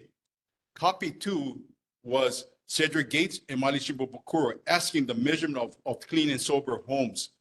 Measurements, nothing was done. We do not have any measurements on the west side of all this type of operation that's operated by the Jail Diversion Program, Conditional Release Program, Department of Health Operations in the residential area. There's no conditional use permits has been made and came before the neighborhood board, including drug rehab facilities. No measurements. That's all I got to say is just, we don't have the measurements to bring in 600 amount of people in our area. I object to it, simply. That's all. Thank you. Hello, everyone. Shelby Billionaire here, back again. So if you didn't know, on Instagram last week, it had over 111,000 views of what happened at the Waianae bus stop. I'm literally sitting down chilling because public safety is the concern, and OG taps me on the shoulder. Something's wrong. I think it's the bus. It's not the bus. Apparently, a white kid off of drugs, Batu, tattoo, 5'3", brown hair. His name's Ryan Viella. I found out later through IG. And he took a girl's keys out of her car out of Burger King parking lot, and she was trying to get it back. But the girl was yanking onto the bag the whole way from behind Burger King Jamba Juice all the way to the bus stop in the corner. That's over 100 yards. That's when the OG tapped me on the shoulder. Something's wrong. We roll up. It's not just me, the whole bus community. There's wheelchair people rolling. There's aunties driving off the cars. I don't know what's going down. Ask the kid. I don't care what you're doing. Just give her back her stuff, which is the keys, because I don't know what's inside the bag. The girl's name is Faith. I'm not going to say the last name because the Instagram community talks. What you saw on Instagram was after the fact, after I called the cops. They had no idea where the bus stop was. They went to Pizza Hut first, talking to security, and then they came up. I'm asking, what's your badge number? Dispatch is there. I'm waiting for the clearing. What happens, what you guys don't see, is that girl went into the bag because he didn't want to be nicely listening to us. We had to take him down, but before that, the girl grabs into the bag and pulls out a knife and flies it towards the fence towards Little Caesars. Yeah, he could have slashed me. Yeah, I could have died. Yeah, we could have got stabbed. We end up taking them down. Cops are there. They bag them and tag them. There's no witness report. There's no police report. And that's what you saw on Instagram. So I'm very concerned if this is your daughter, your girlfriend, your sister, your cousin. I hope some of you guys will back them up and do something. If Pikachu can do it, so can you. I have a question to that. It's quite concerning, Pikachu. You said there's no police report? No police report because I filmed them all from the bus stop. They let the girl go in the car. Faith, she made an excuse. I'm going to go see my kids who were in the car. They weren't in the car. She drove away. I talked to the Popolo cop. I got this. No, you don't. And you can't put him in jail. They got to go Capole. He has TROs, known druggie on ice. When we took him down, I had to use my special Aikido technique, bust the elbow, pull the wrist, because I couldn't undo his arm. He's half my age, but these kids on Batu is strong. So just be aware. Thank you, Shelby. Dana, before you go, I'm gonna go to online to D. D, go ahead. Okay, so as a taxpayer, I can't go and use the beach because it's overrun with homeless. But to make matters worse, DLNR, HPD, nobody is doing anything like picking up the rubbish, providing sanitary, like porta potties for a lot of these folks. You know, it's just, it feels like the county is taking everything and dumping it here. And it's very discriminatory for our population, for the people who do live here. You know, it's like the sidewalk in front of Satellite City Hall. It's now there are carts covered with tarps that just sit there. They don't seem to belong to anyone. They're just sitting there. No, HPD isn't doing anything about it. There was a woman up at Waianae up at the mall, and she had just been released from the hospital. She was sitting there with her gown wide open, all of her lady parts showing. I had my 10-year-old grandchild. I mean, you have these Batu people right by the high school. Is this the kind of education that we want to give to our keiki? It's very, very disheartening. I've been out here for 45 years. You know, I mean, and I have watched the community just go downhill. I know that there were problems in the 90s, as far as out at Makua. So now you've locked that all up, so nobody can go out there and use that space. It's just like the people being punished are us, our community members who are paying taxes, who are working our butts off to be able to stay here and live here. Thank you, ma'am. So for further discussion with that, we do have our subcommittees that is being run on the third Tuesday of the month. If you want to attend that, I'm not sure if our virtual will be up, but definitely on the third Tuesday of the month, they run it at the Satellite City Hall. And those are our subcommittee that you could bring that up with. That is our housing and homelessness for those issues. And Parks and Recs is also on second Tuesday, and that's run by our chair, Kale Wilbur chairs that subcommittee, ma'am. Thank you. May I have a follow-up? The follow-up is that here on Lahaina Street. I'm sorry, ma'am. We this only is a have. separate concern. No, I Separate- understand, ma'am. However, this is only one at a time because of our time constraints. I appreciate that. You can come back. If we have time, I will come back around to you. But if we do not, we have to move on. I apologize. Thank you, ma'am.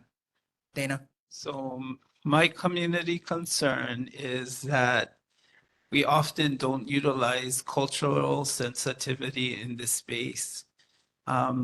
We don't even understand what the word kauhale means. We kind of build an understanding from a foreign kind of framework.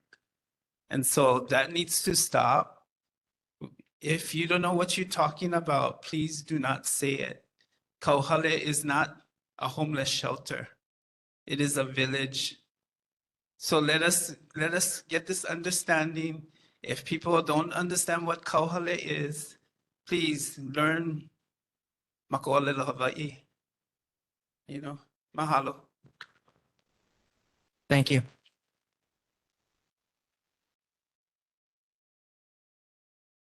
Sorry, can you present your name first, please? Oh, Peter from McCaw. Mulder.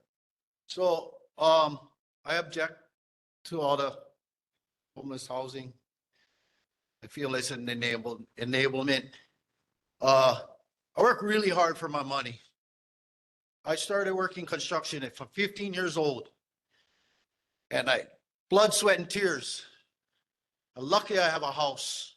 I sit in my house and I wonder, how the hell am I gonna keep my house? Taxes and fees and fines are going through the roof. And then people say they get properties that's not even legal and they're building whatever they like. I can't get a permit because I'm not a contractor. I'm red flagged as a homeowner builder. I can build anything. I've done it since I was 15. I'm tired of this. I refuse to leave the island, born and raised. Okay, 20 years in Waianae. I don't care where I was born and raised. It doesn't matter. I have the love for an island. I'm Hawaiian. I get Hawaiian heart, 100%. Okay, I love Hawaii. I'm a surfer and I'm a landowner. Well, except for the government own the land because I got to pay tax every time. And we're getting taxed to death. They can raise the tax without our consent. They can do anything without our consent. And with $35 trillion in debt, what money? Hawaii's a rich state. Where's all the money going? Ukraine and all these other countries. We give all these countries money. We can't even take care of our own. Shame on the whole system. And this other thing, it's a scam. They're using the homeless for build their riches. They're getting non-tax status. Where's my non-tax status? I just go to work to pay for my house and my family to live. Why I gotta take taxes? I'm not a millionaire. I'm not making millions of dollars. And still, I get cancer in my family. It'll cost $1 million for freaking go to the chemo. So even if you have money and a house, you don't. Thank you. It's a day away from being gone. And you cannot just pass it to your family. Why can't we pass our stuff to our family? It's already been taxed, triple tax, double tax, quadruple tax. Thank you. Thank Okay, you. aloha. Thank you. Before we head over back to the community in person, I'm going to go to on the line, Jermaine Myers. Mahalo, Jermaine Chair, Myers. for this. Chair, thank you. Can you hear me? Yes, we can. Oh, mahalo, Chair. Chair, I appreciate this time to express my community concerns. What I wanted to clarify about the presentation and my testimony earlier is that, again, it's about parity. We got Waimanalo Gouch, we got PVT, we've got all types of resources that serve this entire island. Just because a population, because we have a lot of open beaches and the homeless had come out to our beaches, doesn't mean that now you need to put the shelters here, you need to put the kauhales here. My point was that there's 59,000 population, taxpayers, etc. in each Senate district. There's 17 on the island of Oahu.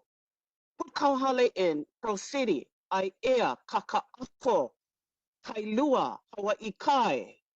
Put them in each district so that we all share with the kuleana of helping those that are having difficulty helping ourselves. I also have a problem with someone saying just because we have a home and Christmas time someone else doesn't have a home doesn't mean that we're not struggling to pay our bills. Doesn't mean that we're not struggling in our home.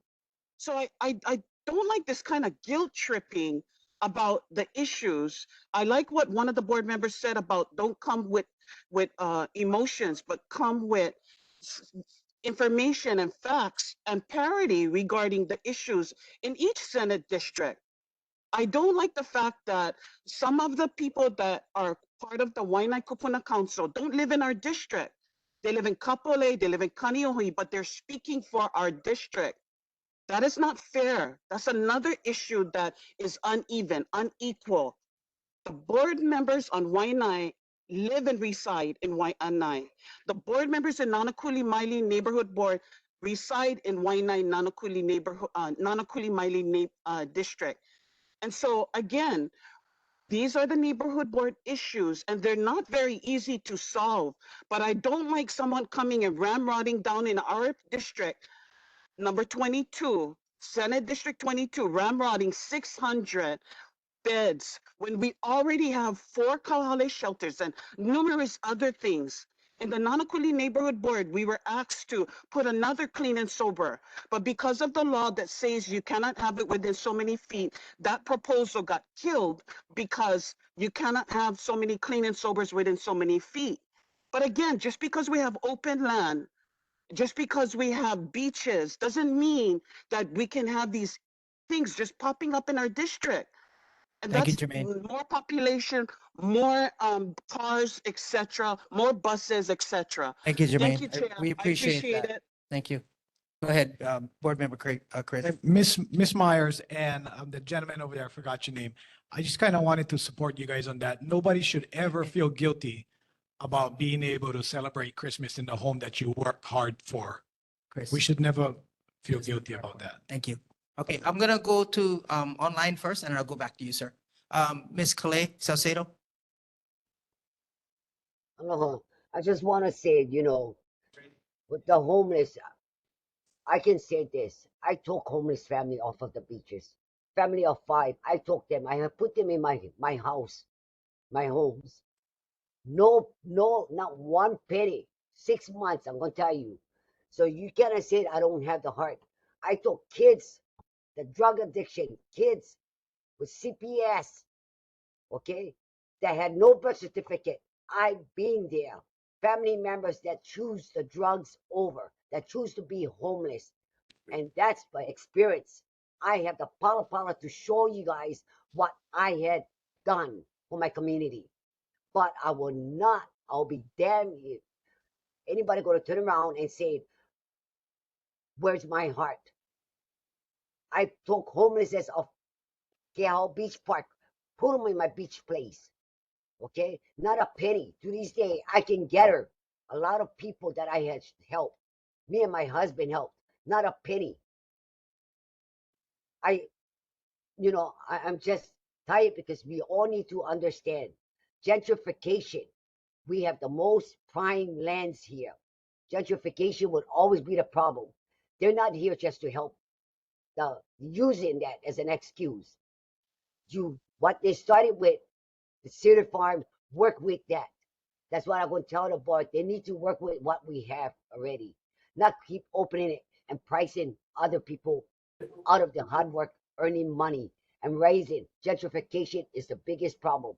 Government failed the community, not the community failed the community, because we still out there helping people. I'll go out and buy a hamburger somebody. I will not give them money. I will not go and buy beer. But if I see somebody hungry, they ask me, I say, brother, I'll go feed, I go buy you food. They swear at me. I don't like the effing food. I like the money. My boys got upset. And one thing, I work hard to get where we at. Me and my husband did not get things on a silver platter. So Thank you, Auntie people Kale. gotta remember, yes. So do not think you have the answer for everything, but do not let the government get away Thank- with things. Thank you, Auntie Kale. Mahalo. Mahalo. Sir, yeah, introduce yourself. Pat please. Miller from the Hawaii SPCA and the food pantry. Real quick, one of the offshoots of these homeless sweeps and displacing these people in a hurry is that most of them have pets. They have dogs, cats, whatever they can, mostly dogs. And the problem is that many of the shelters that I've heard about that are offering them a place to go will not allow them to bring the pets. Obviously, there's reasons for it, but you have to remember the mental distress that this causes these people. How many of you have pets? They're like your children. Can you imagine having to decide if you can have a place to live or you have to give up that child? And they call us or come by our facility day and night, some of them weeping and crying in total distress because they don't know what to do with that pet and they don't know where to go for help. And what they're doing now is they're throwing them over the fence into our facility, and many of them are pregnant. And this is overwhelming. We cannot handle this load. We are not the Humane Society. We don't have millions of dollars, and we're not the only shelter out here on the west side. You could talk to anybody that operates a shelter out here, and they'll tell you the same story because we're in constant communication with each other. This is a serious problem. Now, you got to remember, what's one of the biggest bugbears with everybody on this island? Feral cats. When you dump a feral dog or cat, you are just making the problem worse and worse and worse. We try to work with many of I know you hear about some of these free spay neuter claims, but they're very few and far in between because the state, city and county doesn't want to do the funding. And the Humane Society, they have theirs, but again, it's not enough. A cat or a dog can reproduce into the hundreds in 1 year. So it gets you an idea why this feral animal problem is growing. And believe it or not, it is related to the homeless sweeps. So I just wanted to make a statement that if anyone here knows of shelters that do offer a service, I know that they tried to do something down at Sand Island to give people a chance to keep their pet. And I think in another location, but it's not enough. And I know space is precious, but we have to consider the mental distress. And again, a lot of these people come to me, or I go out and I distribute food at the beach and I talk to them, like eat right here at the harbor. I'm like, why don't you, do you know about this program where you could have a place to live? And they're like, I'm not going to go there. I'm just going to stay on the beach because they won't let me take my 2 dogs. So you see how this is just exasperating the problem. They're just moving further and further up the coast Thank you, to sir. find another place where they can keep their pet. Thank you, sir. So I just wanted to bring that up. There is one other thing about these homeless sweeps that they've been doing. Because we have the free food pantry, a lot of these people, they're just taking their cooking utensils and their food and throwing it in the garbage. And they come to us and they're like, can you spare me a pot or a burner, a camping stove? Sorry, they Thank threw you, all sir. my stuff out. Thank you. So it's, to me, it's. I apologize, sir. We it's have to go on. something that needs to be addressed. Thank you, sir. Okay. All right. Thank you. And if you know of any place where these people can take their pets, they contact me and ask all the time. If you could just email it to us at the Hawaii will. SPCA, we would love to pass this information on. Yes. See if Thank we you, can sir. help with this. I problem. appreciate that, sir. Thank you. Okay. Thanks. Mahalo Hawaii SPCA. Aloha kako o Nohea Ko'uinoa, also known as Georgette Nohea Stevens. I am the Pelikikena, or the president of Waianae Hawaiian Civic Club. And I invite our community, our entire Waianae Moku, to learn Olelo Hawaii. This Saturday from 9 a.m. to 12 p.m. at Kawaihona, we're having our second strategic planning meeting on Olelo, Hawaii, and what does that look like for our moku?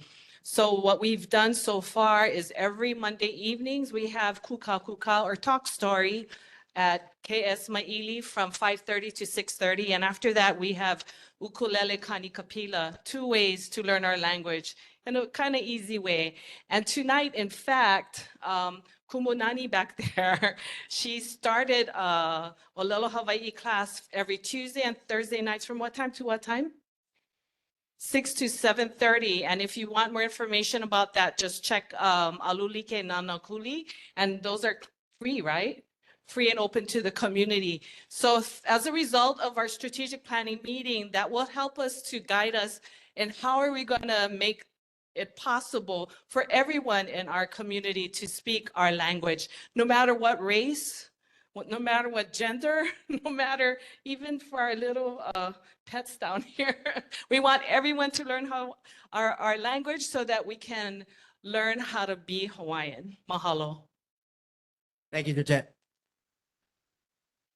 Before I move on to Mike, so it'll be Mike and then Blessing, and then we need to move on to and Nani, and then we're moving on to our. I also want to share. And then Adila, okay. and then Everyone we'll- to share. Yeah, and that would be it because we are on time limit. You I need to address a community concern. Thank you. okay? And then Johnny May, we'll end with Johnny May. One on. I'm sorry, D. We already accepted one from you. I have to move on with time. So let's finish this up. Thanks, Mike. Aloha. I talked to the Department of Planning and Permitting about the ranch. They never have no ranch. The road that they will make, they never have no permits for them, but they cannot find the road and I'm too busy working. So I cannot go show them only when I get off, and I only get Sundays off and they don't work. But they're passing a buck telling about the telephone poles when they drill them for make the fences. They're telling me that's the Department of Forest, Department of Land and Natural Resources. But you know who's that? That's Historic Preservation and what they call those guys? Yeah, they're supposed to watch what they're doing. Yeah, they're supposed to be, because they're drilling for put the telephone pole in the ground 6 feet. They're supposed to not disturb historic preservation over there. That's the last place we got us Kanakas, yeah? So why you think so? I'm strong against that. And they're still riding their horses up in the forest.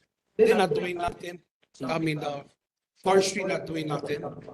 And these make a resolution where hog stop is not hitting none of these islands over here. Hog stop, you guys ever heard of hog stop? Okay, please go make a resolution so we don't have cottonseed oil or whatever. All that, we don't like them because we get enough hunters over here already on every island. Okay, and she was right. Johnny may make one old folks home, or not how we get in Macau, we get the nursing home. We like make one for all the older people. Yeah, she said, yeah, so they can enjoy the rest of their life. You know what I mean? You guys is old, you guys, you know what I mean? Huh? So you guys be more happy when you guys go. Because over there, that place, I see so much people go over there at the nursing home in Macau. I get ghosts in that thing. I've been straight up, get ghosts. I've seen them. And then, you know, us guys only get 19% Hawaiians over here on top, inside Hawaii. Okay, that's what I heard. Okay, the rest is foreigners, immigrants, Thanks, and Mike. pirates. Thanks, Mike. Appreciate that, Mike. Thank you, Mike. Aupuni o go Hawaii pa'aina. Thank you, Mike. Blessings. Aloha, Blessing Star, Diplomatic Minister. I just up here for clarification. I don't normally ask questions. I'm a person that asks for the answers. I'm working with the state and the city and county with the government because I'm Hawaii Pa'aina. I'm federal, international. And I go to each community to look at what our people are talking and how the board and the leaders as the boards to go forward with our unity in the islands, in our culture, in our future, involving the kapunas, involving the ohanas, involving the keikis. And is very heartful because I've been doing this for over 35 years, social services, mental health, judiciary, law, federal. Of course, that's why I got my position. But I'm not trying to promote me. I'm trying to promote us, Kanakas, Kanaka Maolis, our home. So I know we cannot go heartfully in our emotions when we discuss things with each other and whatnot, but put God first. That's the first thing that I'm gonna say because that's what I'm looking for. Humanity in our people, humanity work together, humanity too when we discuss with each other what we need to do for the future of the islands. Because it's really hard for me when I'm in the courts, in the federal court system, fighting for everybody, and I'm here sitting hearing all this. I was 16 homeless, houseless. I'm over 50 now. So I'm in the Kapuna stages. I know here, I know there. All I ask from the community and the boards, all the feelings gotta go on the side. Come together as one under Akua. Thank you. Thank you, blessings.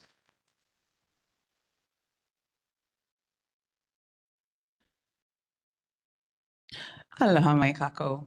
Introduce yourself, Nani. Obao o nani. There's a lot that I'd like to say about this kauhale, but I'll try to keep it short as possible. Fact, all of these shelters, can we all agree that they are not working? Yeah, because we have more houseless people on our coastline than ever before. Why? Why? Why? We say we ohana. And to the comment in regards to we shouldn't be feeling a certain way because we work hard for the house that we get. Yes, I agree. Yeah, you work hard for your house, but that doesn't mean we forget about our people. Yeah, that's the most important thing, is community, right? That's how we grow. Yeah, this division amongst us in regards to why it should be, why it shouldn't be, the division gotta stop. We need to really sit down and listen to why it needs to change. Like we are operating in a system that really does not work for our people because it's not our system. It is not our system. And Auntie Johnny May, I overheard you say a little bit about how maybe I misunderstood something about tourism being the biggest industry in our Aina. We're done with that. We're done with the tourism crap. We should be done. We should be working on healing our people so that we can move forward. And what better way to heal our people than in a community style of living that's ours, not the system, not the government. Kalamai, just a little bit more, Philip. Okay, olu. Yeah, we are not standing with the government to follow their rules. We're done with that. If we want change, we need to change. We need to make the change and we need to order that change from the system that's happening right now. That is suppressing us right now. Right? We need to all come to the table and talk about this in aloha. We forget that. We forget what that means in aloha. Yeah. And if I gotta remind you, I will. Being kind. Akahai. Yeah. Lokahi.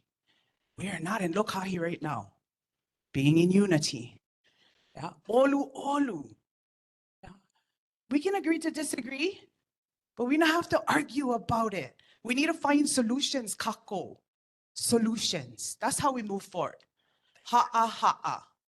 Sorry, this gotta be said. Aloha is the biggest and most important thing for our people. And if we cannot understand that, how the heck we gonna move forward? How? We gotta be ha'a. Even in your authority position, guys, bring your humbleness down to what our people know and understand that to be. And patience. Ahonui is patience. This is not one freaking switch, quick turn around. This going to take time, but we cannot do them without everybody. We cannot. You get ideas, we get ideas. The ideas that are running today, again, is not ours. We need to take back what is ours. Yeah. And take it back with full force. And that means with everybody's kako. Oya valeno, mahalo nui loa. Thank you, Nani. Adi ka buak. Aloha o wau kapua kili ikoa. Ka mai no ka aina ho o pula pula ka awawa Waianae mai au. Mahalo no ke ia kuka no ka kauhale. Ke la mai kai a ka. Ke la I ka mea kako. Kako ma Oahu. Ma ke ia fake state Hawaii. Kako a pau. So we all want to be a part of the solution. We're all struggling. We may have homes, but we're not the only ones in that home. If you look around, we have our children, our parents, our siblings. You know, some of us are fortunate to just be 1 or 2 generational homes, and it might be a small family. And even that small family could be having a really hard time taking care of their bills. So we can all be part of that houseless community in a heartbeat. Somebody gets hurt, somebody can't work, worse yet, somebody passes. We're all there. So we all need to find the solutions. And it's answers all over the place. The answer is not only in Waianae. The answer is all over this island.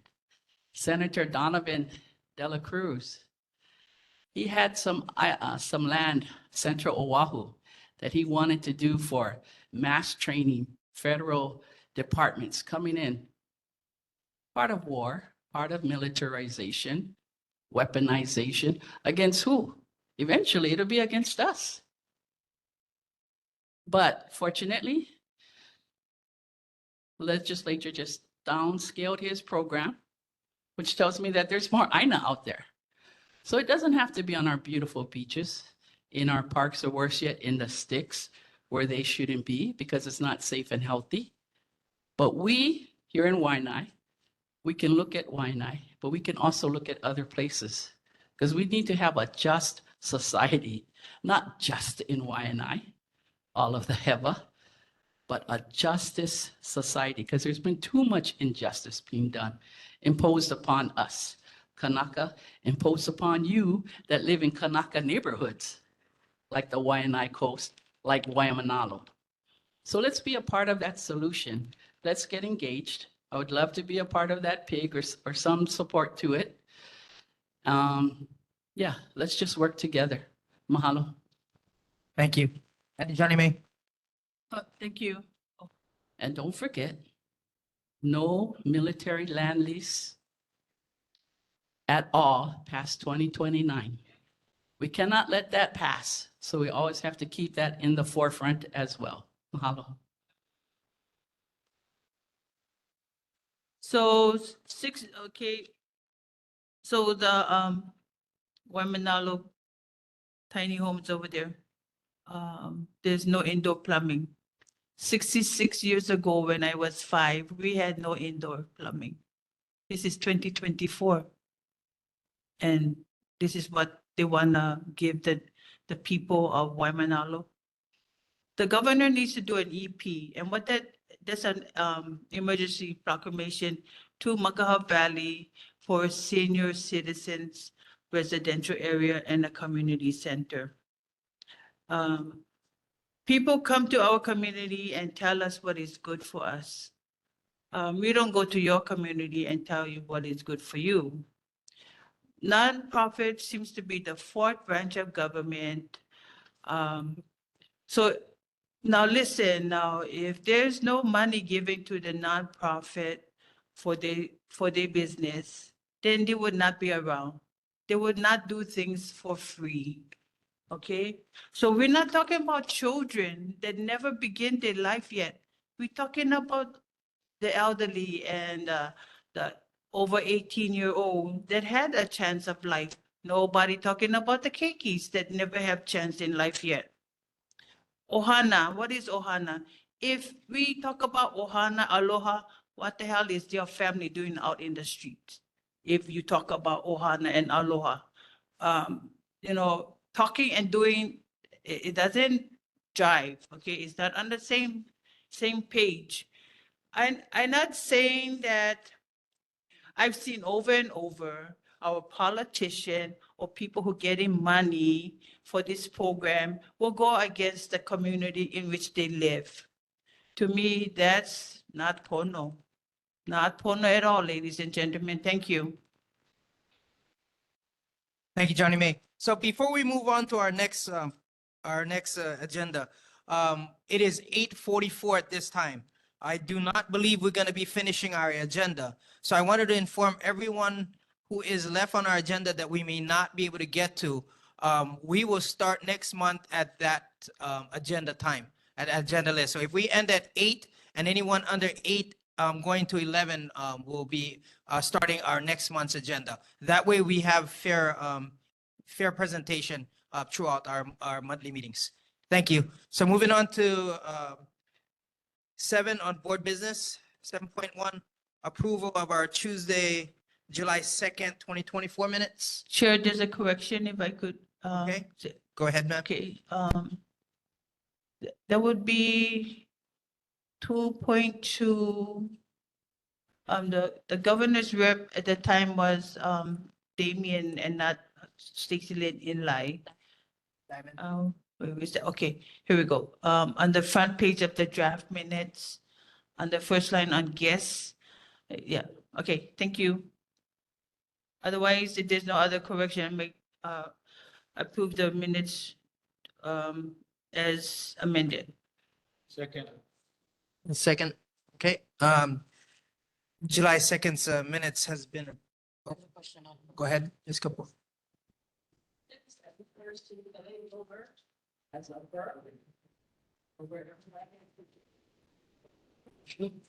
Oh, sorry. I don't identify as. Thank you. We'll make that correction. So moving on to 7.2. Approval of Tuesday's August 6th agenda. I have a Motion. correction. Yes. Let's see.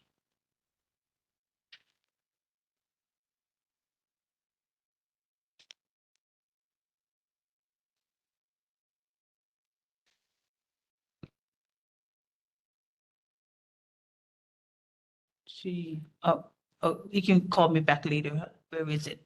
Okay, go, you can move on. Motion to approve Tuesday, August 6th agenda. Somebody has to make it. Motion to accept Tuesday, August 6th, 2024 agenda. Seconded by who? In the mic. Second. Mahalo. So the agenda for August has been approved. Moving on to 7.3, determination of recess schedule. So which means that we need to decide as a board if we will recess on December or not to December or any month.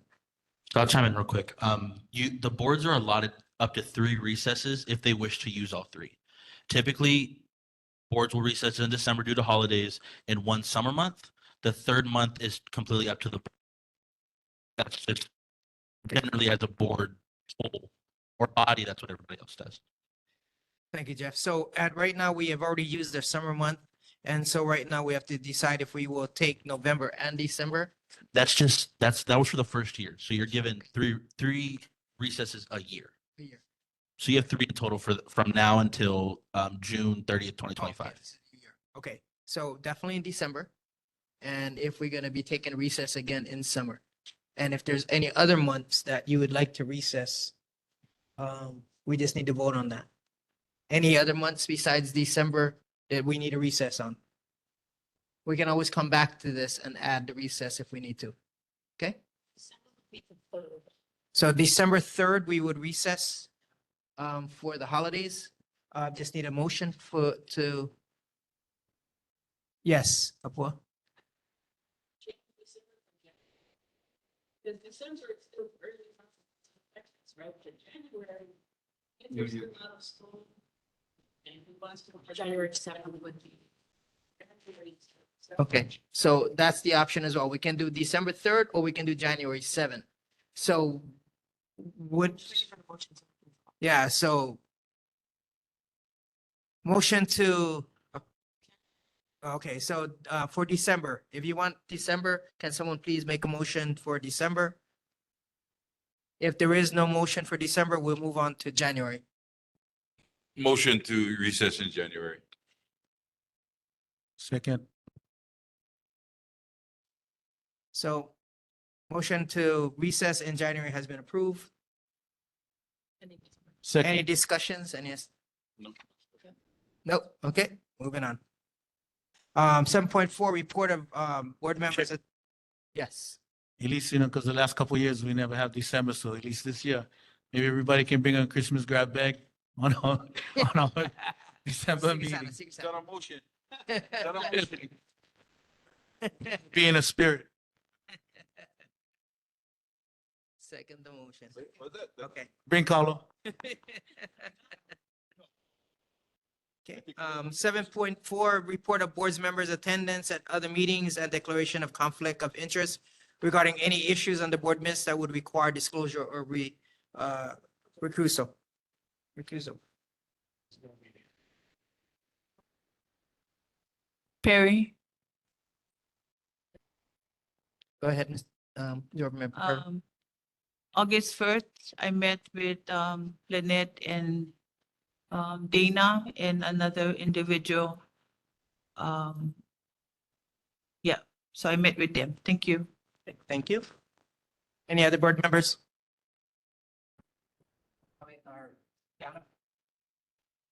So am I. The only one I can think of right now at this moment is. Why? Because now you just made me forget. So I was in attendance at a community event with multiple board members, so I just want to disclose it. La hoi hoi ea. Also Kupuna Council, Waianae Kupuna Council, I went to 3 meetings from June to July. And that's what I can remember right now. Any other board members? Yeah, Chair. July 31st, I went to Waimanalo for a meeting with BOIM that Waimanalo board member Kimiona Kani had set up with BOIM, with the proposed development of wind turbines coming out of Kaiwi Channel, which they came here in 2016 at Kawaihona, and we came out in full force for Ku'erat. So yeah, I was at that one. Nice. July 31st. La hoi hoi. Thank you. Any other board members? Okay, so we are moving on to 7.5. Rise has come in to our and had an informal board meeting, as has not come forward requesting a formal board meeting. But that meeting that they did come and present allowed them to speak and take up the community's concerns, and that met the discussion of them coming to the board. So we need to vote on that, whether we support them to, so make this very clear, the support or not to support Rise in the Makaha property. And background on that, it is less than 5 houses away from the Makaha nursing home, and at the opposite end of the street is a preschool. So there are laws that prevent programs as this to be built in a residential community.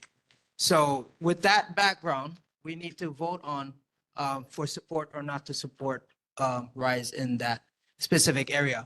Now, Rise is actually operating under Kahumana. They have a contract with them. So we're not eliminating Rise or saying that we don't want Rise, period, in our area. They already are in right now. Their program is running at Kahumana. And that is in an area that is not near a adult center or a school district. Okay, so can we start with okay, can we have a roll call? Okay, so again, to support the Rise facility or not, if you support it, please get on your mic and say aye. If you do not support it, you can say nay. If no quorum decision is met, either to support or not support, it will be on the record that there is no side taken. So just because there's no position taken, doesn't mean the board is in either side of supporting or not supporting. I wanted to verify that before I do the roll call. And please, again, vote into your microphone. Board Member Endo, Nay. Chair Gannabon, Nay.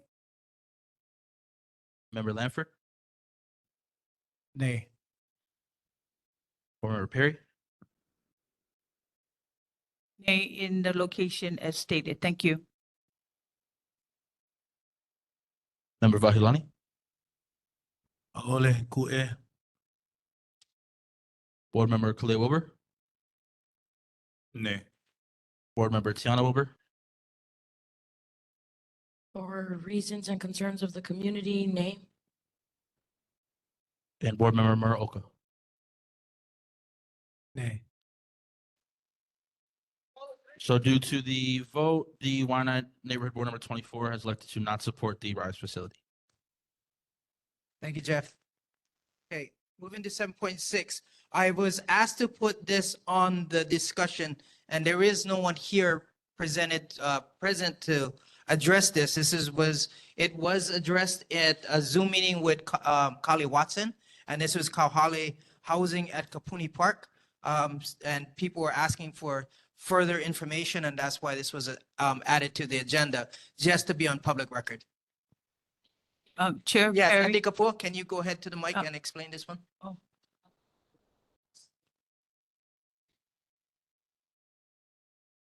Aloha, ovau kapua kili ikoa. So regarding the Kauhale in Kaupuni Neighborhood Park, I personally do not support it. We do not have enough parks in our community, whether it be one inland or beachland. So we should not be giving up these parks. However, that is Hawaiian homelands that is currently leased to the city and county, and that lease is terminating soon, if not already. And if there were to be a Kauhale, it would be for Hawaiian homeland beneficiaries that are already on the wait list and will wait their turn to get housed. So that's just my personal opinion. And fortunately, Sam Moku, who was here earlier, and that's part of John Mizuno's crew, he's a former Hawaiian Homeland staffer. So he already knows this. And so while we can support being a part of the solution, anything on Hawaiian homelands would start with resolving the houseless problems of our Hawaiian homeland beneficiaries, which is different from Native Hawaiians. Mahalo. Introduce yourself, please. Aloha, Jan Makepa with Waianae Valley Homestead Community Association. In regards to the Kauhale Homeless Shelter in our homestead, the recent proposal by DHHL Chair Watson to convert an abandoned home into a Kauhale Homeless Shelter in Manakuli Homestead has sparked significant debate. He then went on to suggest that this initiative might be a solution to consider in addressing the homeless encampments in and around Kaupuni Park. Waianae Valley Homestead Community Association acknowledges the benefits of Kauhale programs across the state, but it is in strong opposition of this project being built in our homestead and especially in our beloved Kaupuni Park. Establishing a homestead shelter within our homestead would compromise the safety and the well-being of our community. So our Waianae Valley Homestead Community Association represents our homestead, but there are also 420 families and households that have a voice in the matter as well. So I want to mahalo John Mizuno's statement on taking Kauhale off the list into, as far as DHHR is concerned. But my concern is that Mizuno might have taken it off of their list, but it scares me to think that Chair Watson might still have it on his list. And so, that is a concern of ours. And like I said, Thank you. It's not just our association, it is 420 families that this affects. Thank you. Thank you. So And that's where it is. And because it wasn't formally brought forward, we just wanted to make sure it was on our board to make sure it was addressed. Go ahead, Board Member Perry, and then we're gonna close out our meeting. Oh, okay. So Senate Bill 1040 addresses on, Oh, 9, on- okay, never mind. I'm sorry. I on apologize. homestead land It's 9:30, sorry. only. Okay, so we need something in writing from Mizuno. Okay, can I talk? We need something in writing from Mizuno, which he stated tonight that no kahalis or tiny homes on the HHL land. We need a writing from him, Chair, to, stipulate what he said. And I don't support any tiny homes on homestead land without going through the process. And you need to go through the process. There's 28,000 people on the home. I supported the $600 million. And if they're gonna go against it and not according to what have made be in place by Mr. Ayla and his crew, believe me, you will hear it. I went personally to the signing. I submitted testimony in opposition. And I don't do that just for the hell of it, okay? So if you're gonna go against what I did on my own time, I will voice my opinion. Thank you. Thank you, Board Member Johnny May. Thank you. So we're now moving on to Agenda 7.7 on increased violence in our community. This was actually the Neighborhood Security Watch present regularly. And the reason why this was put on the agenda as well is because recently there was an incident in one of our other neighborhood boards. And we have to have specific training for that type of incident. And we wanted to share that with our community to see if the NSW could be part of this on that. Go ahead and speak. Board Member Diana. I will definitely bring that to the rest of the leaders of the Neighborhood Security Watch. I am currently, more recently been appointed the point of contact for the Waianae Moku for Neighborhood Security Watch. So we can definitely address that. Go ahead, Auntie Kapua. Aloha, kapua kili ikoa kamai. Regarding the NSW, they are not to engage. So their action would be to call 911, just like the rest of us. So these good people that take their time to go and walk the neighborhoods, I don't think they need to be here. I mean, it's voluntary because I think any one of us can call 911. So I think it's something that we should hold to ourselves because there's more than enough of us to make the call. And let's not be those people that say, oh, I thought somebody else was going to do it, and then nobody does it, right? So let's all call it in. Mahalo. Negative po. Okay, we're moving on to moving on to agenda 8, 8.1. Is there the Donna Puna? You online? Hi, I'm here. Can you hear me? Yes. Aloha, everybody. I have a update on the Waianae Public Library front door replacement. The glass on the front door to the Waianae Public Library has been broken for reportedly at least a year. We ask that you please refer this issue to the Hawaii State Public Library System for maintenance of the front door of the Waianae Public Library. And then for the Waianae Valley Road Development, I believe I spoke to Mr. Michael Eli last month, and we spoke for a while, looked at the map, and I asked that he give me more information so we could meet even on the weekend if necessary. Those are the only questions and answers I have, but I'm here to take any other questions back and bring responses to the next board meeting. Thank you. Perry, I have a question. Go ahead, Board Member Perry. Okay, Don, thank you for attending our meeting tonight. The Cedar Farm, they have 2 shed. What is the DPP doing about that? What's the current status of the 2 shed, the penalties, and so forth? Thank you.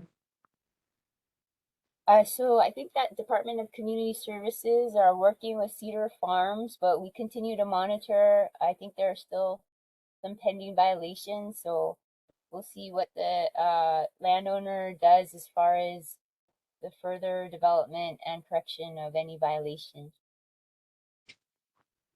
Chair, you have a question for Don? Chair, Somebody's asking. Oh, I'm sorry. Sorry. I got a question for Don. Yes, go ahead. Hello, Don. Good to hear you again. So I get two questions. One is, what is the status on getting all the horses out of Kaala Farms that was on top of the Ho'omaukeola property, getting the horses out there? And then my other question was, oh shucks, I forgot about that, but if you can answer me on the first question, thank you. Okay, thank you. Please, Diana, or Kenji. Yes, you can. We're having Auntie Georgette come and speak. Oh, thank you, Auntie George, because They have the lease. I get the family members of the Marines, the Manini Ohana, they've been always reaching out to me about, about the Ibikupuna and the horses being on there. So thank you, Auntie Georgie. Okay. Aloha, Georgiana Navarro from Waianae Homestead. I am also the Pelekekena of Ho'omaukeola. So we have been through a lot, but just understand, we did our homework. We can have animals because it was previously, for animals. So that's why we have the horses. Now the horses, it came from another property. And so we were seeked out. So we took it on. Yes, we have had a lot of complaints, but we have done our due diligence. We have gone to the proper steps. We have taken those proper steps, and they are not grazing on the 1,100 acres of land that we share with Ka'ala. They are grazing on 25 acres of Punana'ula. So these horses are grazing for fire mitigation. The goats are grazing for the same purposes. So it's for our community safety, because if not, the animal's not there, fire can start. And let me just go a little further. Board, we invite you to come to Punana'ula and look for yourself what is there. And this Ho'omaukeola, as you know, is a substance abuse program.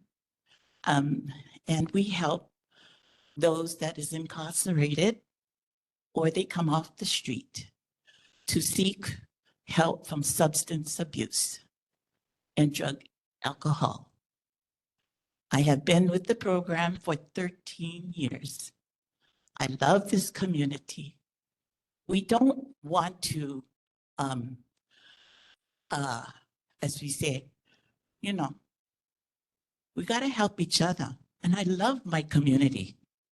So this is the way we can give back to our community. And by the way, we do want people to visit, to come and see for yourself. And when they talk about the Manini graves and all that, I actually spoke to the auntie. And the auntie said there was always a problem about that. But I'm going to, if you love someone that is buried there, and it was a proven fact that there is graves up there, wouldn't you plant around it? It hasn't been done. We were accused of, desecrating. But if you know the history, we were putting up our fence to protect our animals and to protect the people from coming in and et cetera, et cetera. Other than that, there was all kind of dumping situations. You folks all know that, right? So it took a community to clean it up. But we do everything respectfully.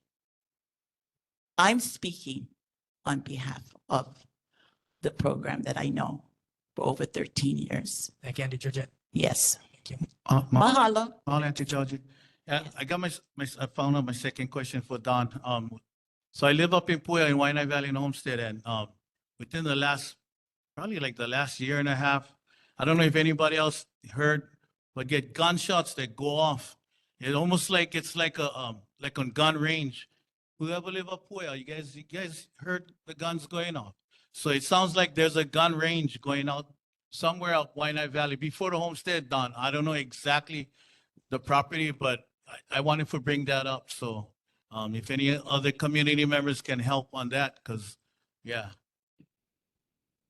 Okay, let's go Eli now. They always get action, there's a reaction. Okay? I mean, Auntie was over there home Makeola, but not, I mean, she wasn't running over there, was Patty. They had another guy, and had another guy. No, yeah, that's power, but the damage is done already. You guys supposed to have permits. The planning permitting, they don't have nobody inside, no permit of digging, drilling, augering the historic preservation land. But you can pound in them with a machine, like how Josiah Drury was doing, making a fence, and you can pound them with a machine. But you cannot go over there with an excavator with one auger on top and drill through the dirt. That's what I'm trying to say. But now they're telling us, I gotta go to the DLNR. You know what? I'm gonna go to the historic preservation. That's all historic preservation land. That's the last of what we got. And she talking about Punana Ula. I take care of Punana Ula for 20 years of my life. And I still go up there taking a fire break. And I pay them out of pocket. I no more grants. I no more none of that. I don't, because that's my kuleana. That's my livelihood. I go up there and I harvest and I take it a fire break. Thank you. Okay, so this was actually, I understand, Mike, but this was for Dawn. Yeah. Okay. So So now, we are from limited. now, they're saying the horses is grazing. Now they're using, they already did the road way before had the fires up. Akain. You know what I mean? Maui. Okay, They already is do your the road question already to before Dawn? that. Is your question to Dawn? She know already. But okay, we can make a date from 2 Saturdays from now. I don't work those Saturdays already. I've been working 6 days a week. Yeah, so three Saturdays from now. We're gonna take one of you guys up there and I'm gonna show you everything. Thanks, Mike. Aloha. Thanks, Dawn. Mahalo. And he has every right to say what he wants to say. But for just like I said, Yes. we have done our due diligence. He's talking about roads, no permit. Roads with asphalt. That alone is fire hazard. So again, if you folks want to come and sit down with us, we can do, I'll go ahead and share. Yeah, and definitely it will be. So Mike said 2 Saturdays from 3 Saturdays. Yeah, I mean, Ho'omaukeola is open to everybody. Yes, please. Auntie Joy. And then Dawn, We can Dawn set up said a she was gonna make meeting. a meeting as well for Yeah. to meet up with that time. Yeah. So we can finalize that at a different time, Dawn, right? Please Yes. email. Yeah. Yeah. Okay. Thank you. And just let me know. Yes, we'll do, Auntie Joy. Mahalo. Mahalo. Thank you. Any further for? Thank you, Auntie Kapua. Mahalo. I hope there's some resolution to that. Don, mahalo for sticking with us. I was just wondering, I'm actually requesting from the city and county that we have all of the vacant lands and all of the lands, the county lands, that the leases will terminate within the next 7 years. Because that will be part of the answer for the pig, which I imagine that the pig is already looking at. So what we really want is to know all the city and county lands that are currently vacant or whose land leases are expiring within the next 7 years. Because that opens it up for more than just a Waianae solution, because we want a Oahu solution. Can you do that for us, Don? Yes, so island wide, right? Yes, Oahu-wide, City and County of Honolulu. Okay, will do. Thank you. And I want to also make that request to our senator for the state lands, everything that's vacant or the leases that will terminate within the next 7 years. Your predecessor, Miley, was able to do something like that. Mahalo. Any further questions for Don? Sure, hit. Chris. Yeah, Don, can you come up with a date so we can go visit this? This thing's been dragging on for a while now, and we'd like to kind of put it to bed. If you can come up with a solid date, get in touch with the chair. I'll volunteer to go up. August 31st. Yeah, I definitely. Thanks, Don. So August 31st is what Mike said he had available, Don. So if you can confirm that later, that'd be great. Okay. Saturday of that? August 30th. Last Saturday of the month. Last Saturday of the month.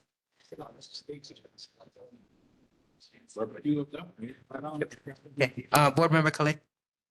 That was barbecue up on the 31st, was?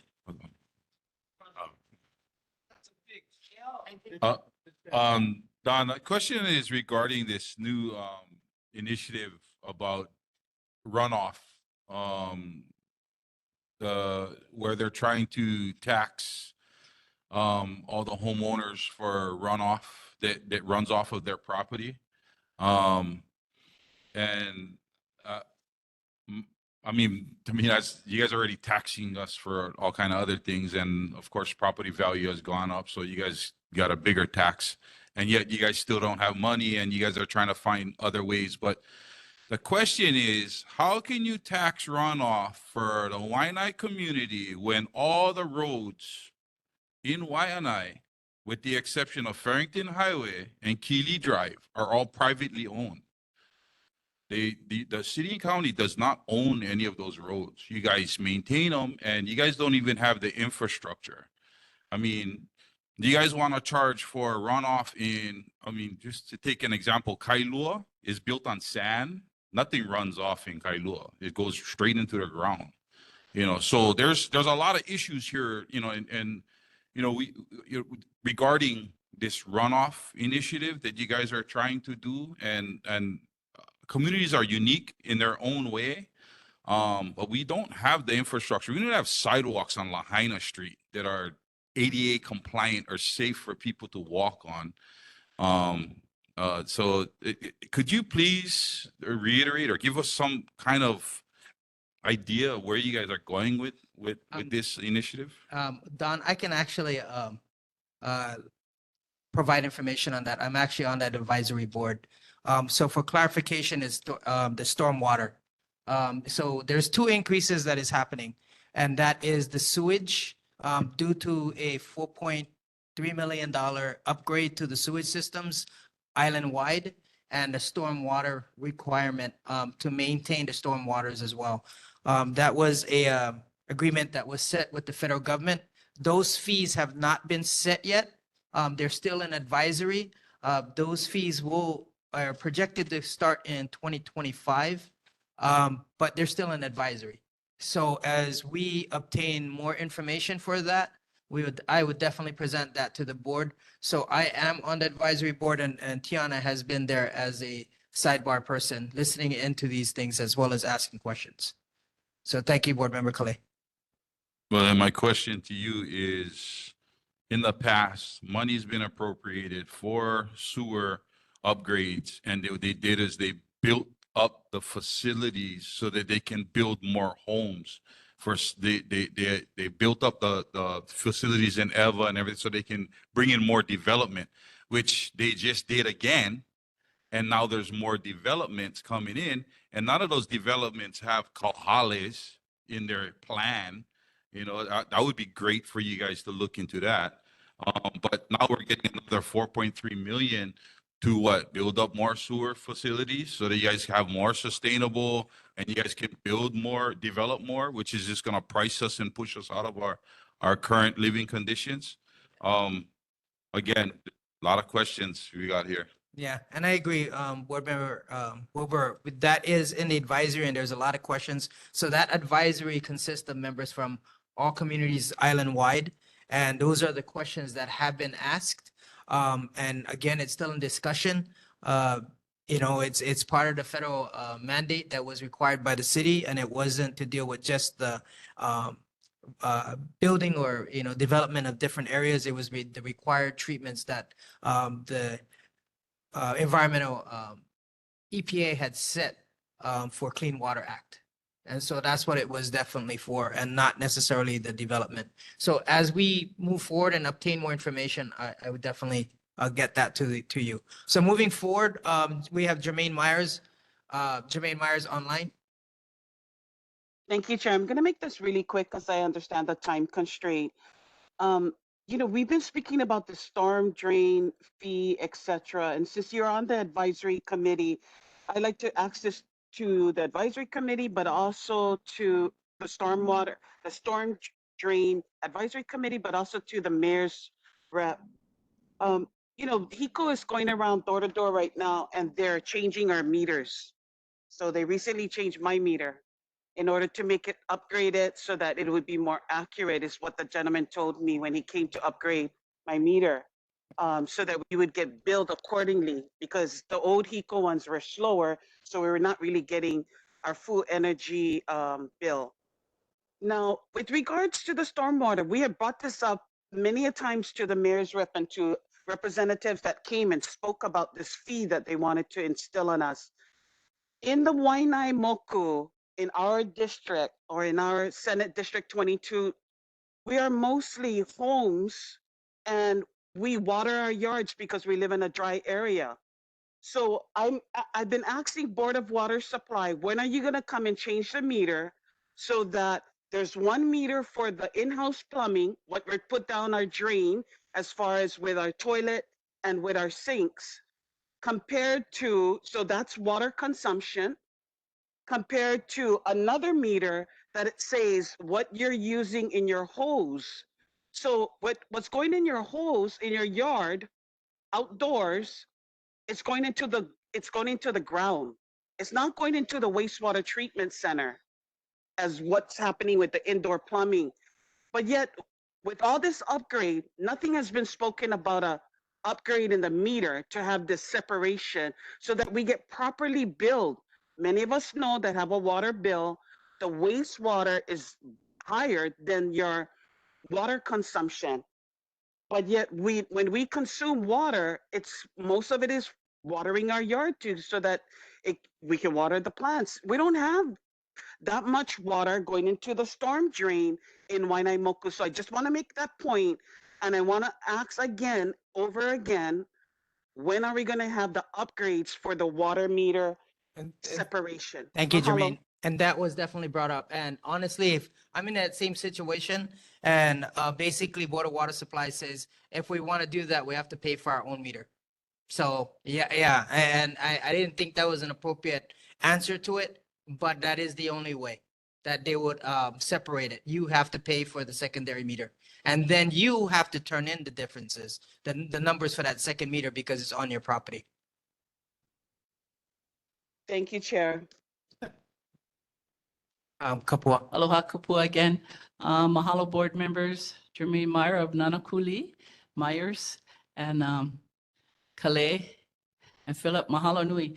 What you were sharing, Calais, about, you know, these monies coming in and it actually going to more or updated sewer treatment plants, opposed to all of the needs for the existing residents. You know, so how do we get all of these monies that are coming in for the existing residents that are suffering from these high costs?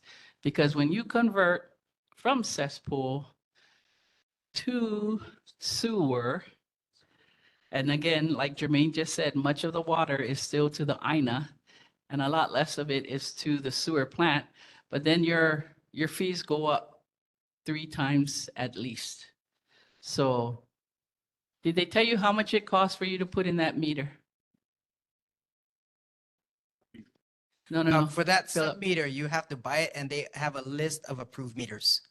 So, and that you have to install and they will not accept any other meter except from that list of what they have approved. And you also require a backflow device.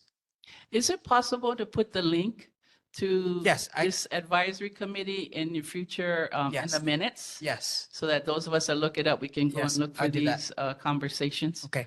Yeah, I'm Mahalo. gonna move on. Is that okay? So Don, thank you. I appreciate that. I Thanks, Don. apologize. This drifted away from you.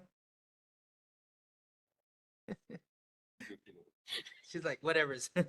Thank you. 8.2, Andrea, are you still on? Well, how are you guys? What a meeting. Yeah, I'll just be real short, Chair, no problem. First off, we're doing a cleanup on September 7th. It's going to be in from Pokai Bay to the bathroom at Sewers, so kind of that more Waianae side of the beach park. So if you guys want to join. I also have Bill 41. I think I emailed some of you guys, but it basically has to do with spade and neuter fees. So the city has a current contract with the Humane Society for $4 million, and part of the contract has to do with spade and neuter reimbursement, but the prices are very, very low. So I'm suggesting that we take those out, put it in admin rules so that every year we don't have to pass laws to change and acclimate the prices to be correct. And then as well, you know, we are starting our R3, so that's the Restore, Reconnect, Revive. We just started it on Monday. So every Monday, Wednesday, we'll be having it at the LMS Church between Mohihi and Kahau from 5 to 6. And then every Monday, Thursday from 12 to 1 at River of Life, right across, well, it's right next to 7-Eleven in Miley. So thank you to everyone who's helping with that. You know, in the past, especially with all the efforts that we've done, what we've done reaching out, but also restoring beach parks, we've seen a lot of progress. So thank you to all of the providers. I mean, every single person who helps with homelessness, including state guys, Humane Society, US Vets, everybody, they're all a part of this. So we wouldn't be able to do or get as much progress if we didn't all work together. So those are my quick updates. I'm open for any questions. Any questions, Board Member Highland? Yeah, hello, Andrea. What was the date again for that beach cleanup, Tita? September 7th. September 7th. Okay. Then I got a question. I remember, I don't know if you remember when on the board when Ken Koike and Kellen Smith was part of the Waianae Neighborhood Board. And they had brought up about they brought up the idea or the conversation about making Waianae its own county. Is that a possibility? And what would it take for that, Andrea? Or what is your take on that? Well, I don't know if you guys know, but the idea of reinstating or having another constitutional convention is coming up. So constitutional convention means to relook at the state law that kind of delineates county laws, state laws. And I know in the past, there was a lot of concern with Native Hawaiians that if we did that, that we might undo a lot of things that are helping Native Hawaiians. And then there's, of course, the other side, right, of people who are just like, hey, nothing's working anyways. Maybe we should redo it. Because actually in the last constitutional convention, that's how OHA was made. So to your point, if there was going to be a change of that gravity, it would have to really be flushed out at the constitutional convention, of which could happen if it's voted on the voters to happen. It could happen again. And to be honest, there is so much duplicity in the state and the city. It would be such a good thing to clean up a lot of that, clean up a lot of waste. But again, it would have to go on the ballot. The voters would have to choose to have the constitutional convention, and then we would have it. So that would be when any discussion about creating a new county would come up. Mahalo, Tita, for that clarification. Appreciate it. Perry. Thank you, Board Member Perry. Andrew, I thought our government was separation of church and government. If that is the case, is not being practiced, because government giving churches money to solve government issue, like the schools, they restricted about religion, yada, yada, yada. And yet our government supporting churches. So I don't, can you clarify that for me? Thank you. Yeah, so the two ones that are currently helping with homelessness, so Cedars is actually being run by Good Samaritan Foundation. So even though it's affiliated with the Korean church, they started a nonprofit where they have specific values of giving back to the community and helping others, etc. So their nonprofit is called Good Samaritan Foundation. Similarly, even though it's associated with Assembly of God, their nonprofit is called The Shelter. The Shelter has its own bylaws, it has its own 501c3, it has its like directives that it's trying to help women and children that are in domestic violence situations. So I would agree with you that there's definitely churches that care about these issues, but each of the churches that gets involved, and if they ever get any type of funding, they do have to have a 501c3 that actually complies with federal and state laws, and that has to delineate separately than what they do for church. Thank you. Thank you. Salcedo. Hi, all. Hi, Andrea. I support that for existing Kauhales to be subsidized and to be, developed. And more so, what I'm listening to right now, I think it should be an audit to see how much vacancies they have in each project and how to develop it, how much more funding to be in there. Okay. Also, I want to make awareness of upcoming City Bill 64 that's going to be next week, Wednesday. There is a conflict in there. Any paragraphs that concerning operations for only state operations and not including city, neighborhood boards, and community impact study. We need to strike out any paragraphs that dictates this or any type of language that omits the participation of the neighborhood board, because the conditional use permits for any type of entities that state operated, any type of operations on private land and everything has to come before the neighborhood board on the conditional use permit. But City Bill 64 dictates that. So any paragraph says this or demonstrates this needs to be striked out. That's what I have on Bill 64. That's for group, basically this is for group living.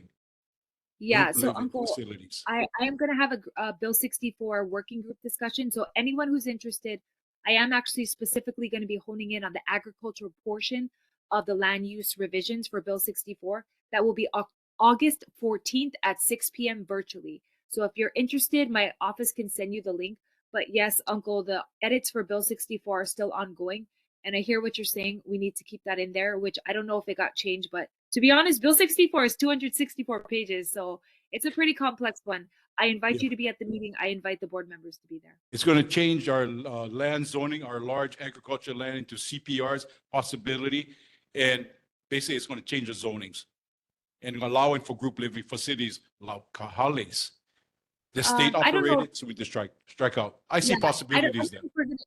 I don't know if we're going to do that, but there is one part of the agricultural revisions that we are taking out because there was like a little ambiguity in whether or not that would allow for cabins and all kinds of other stuff on preservation land and country land. But please attend my meeting. I will flush out all the details of what we're going to suggest to edit to make sure that the bill does not do that. That's correct. We're about gentrification in our areas. Thank you. Thank you. Peter can send me the link. Thank you. Well, one more question, Andrea. So, the old Sheraton Road, Keeley Drive. So the opposite side of the developments belong to Weinberg. When Stanford Carr was developing up in the Valley area, there was discussion on who owned those properties across there. And so they were owned by the Weinberg, and they were slated for adult living, elderly living. Could you please look into that as well? Because I mean, I know they have a lot of money and they actually own that land already. So if that's possible, a project that can be formed in that area already, since they slated it on their books for specifically that, for elderly living. Okay, I can look into that. Thank you. Appreciate that. Any further questions? Thank you, Andrea. Moving on. Oh, 9:30. Sorry. Meeting is so just letting you know, we ended at 8.3 and we're gonna start at 8.3 next month. I apologize for those who weren't able to speak. Senator, I appreciate you being here. I apologize. I did try to keep it. And you know, so 8.3, we're gonna start at 8.3. That would include water supply, U.S. Garrison, and Navy at 8.5, and then we'll go on to you guys next. So that way you'll have your time in. I appreciate that, Senator. Thank you. Yeah, one more thing from Board Member Tiana. So just want to put it out there, especially for our newly graduated class for last school year. Honolulu Police Department, if we're ever looking into being in service, they have a new PSO, which will take you in from high school. And so if you guys want more information about this, please reach out to us via email, tianawilbur2022@gmail.com, or you can look for any of our emails online. Mahalo. Before I adjourn the meeting, let me just go over with the committee meetings. So transportation, Chair Tiana Wilbur, first Thursdays. Parks and Ocean Safety, Chair Kale Wilbur, second Tuesday. Housing and Homeless, Chair would be Calvin Endo and Tiana Wilbur. And Natural Resource, Water and Land, Uncle Richard and myself on third Thursdays. Hawaiian Affairs, first Thursdays. Education and Health, Calvin Endo and Johnny May Perry, third Tuesdays. Business and Development, third Thursdays, and Community Service Committee, Johnny May, adding that in, yes. Philip? Chair?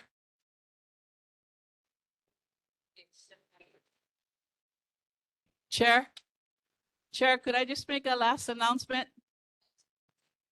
I just want to remind everybody that has not yet voted, August 10th is a voting election date. So you can register and vote on that date if you have not already. And please turn in your absentee ballots soon so that they'll be counted. Very important to vote. What? Don't send it in. It's too late to send it in a Oh, mail. you gotta drop it in the box? Okay, drop it in the box.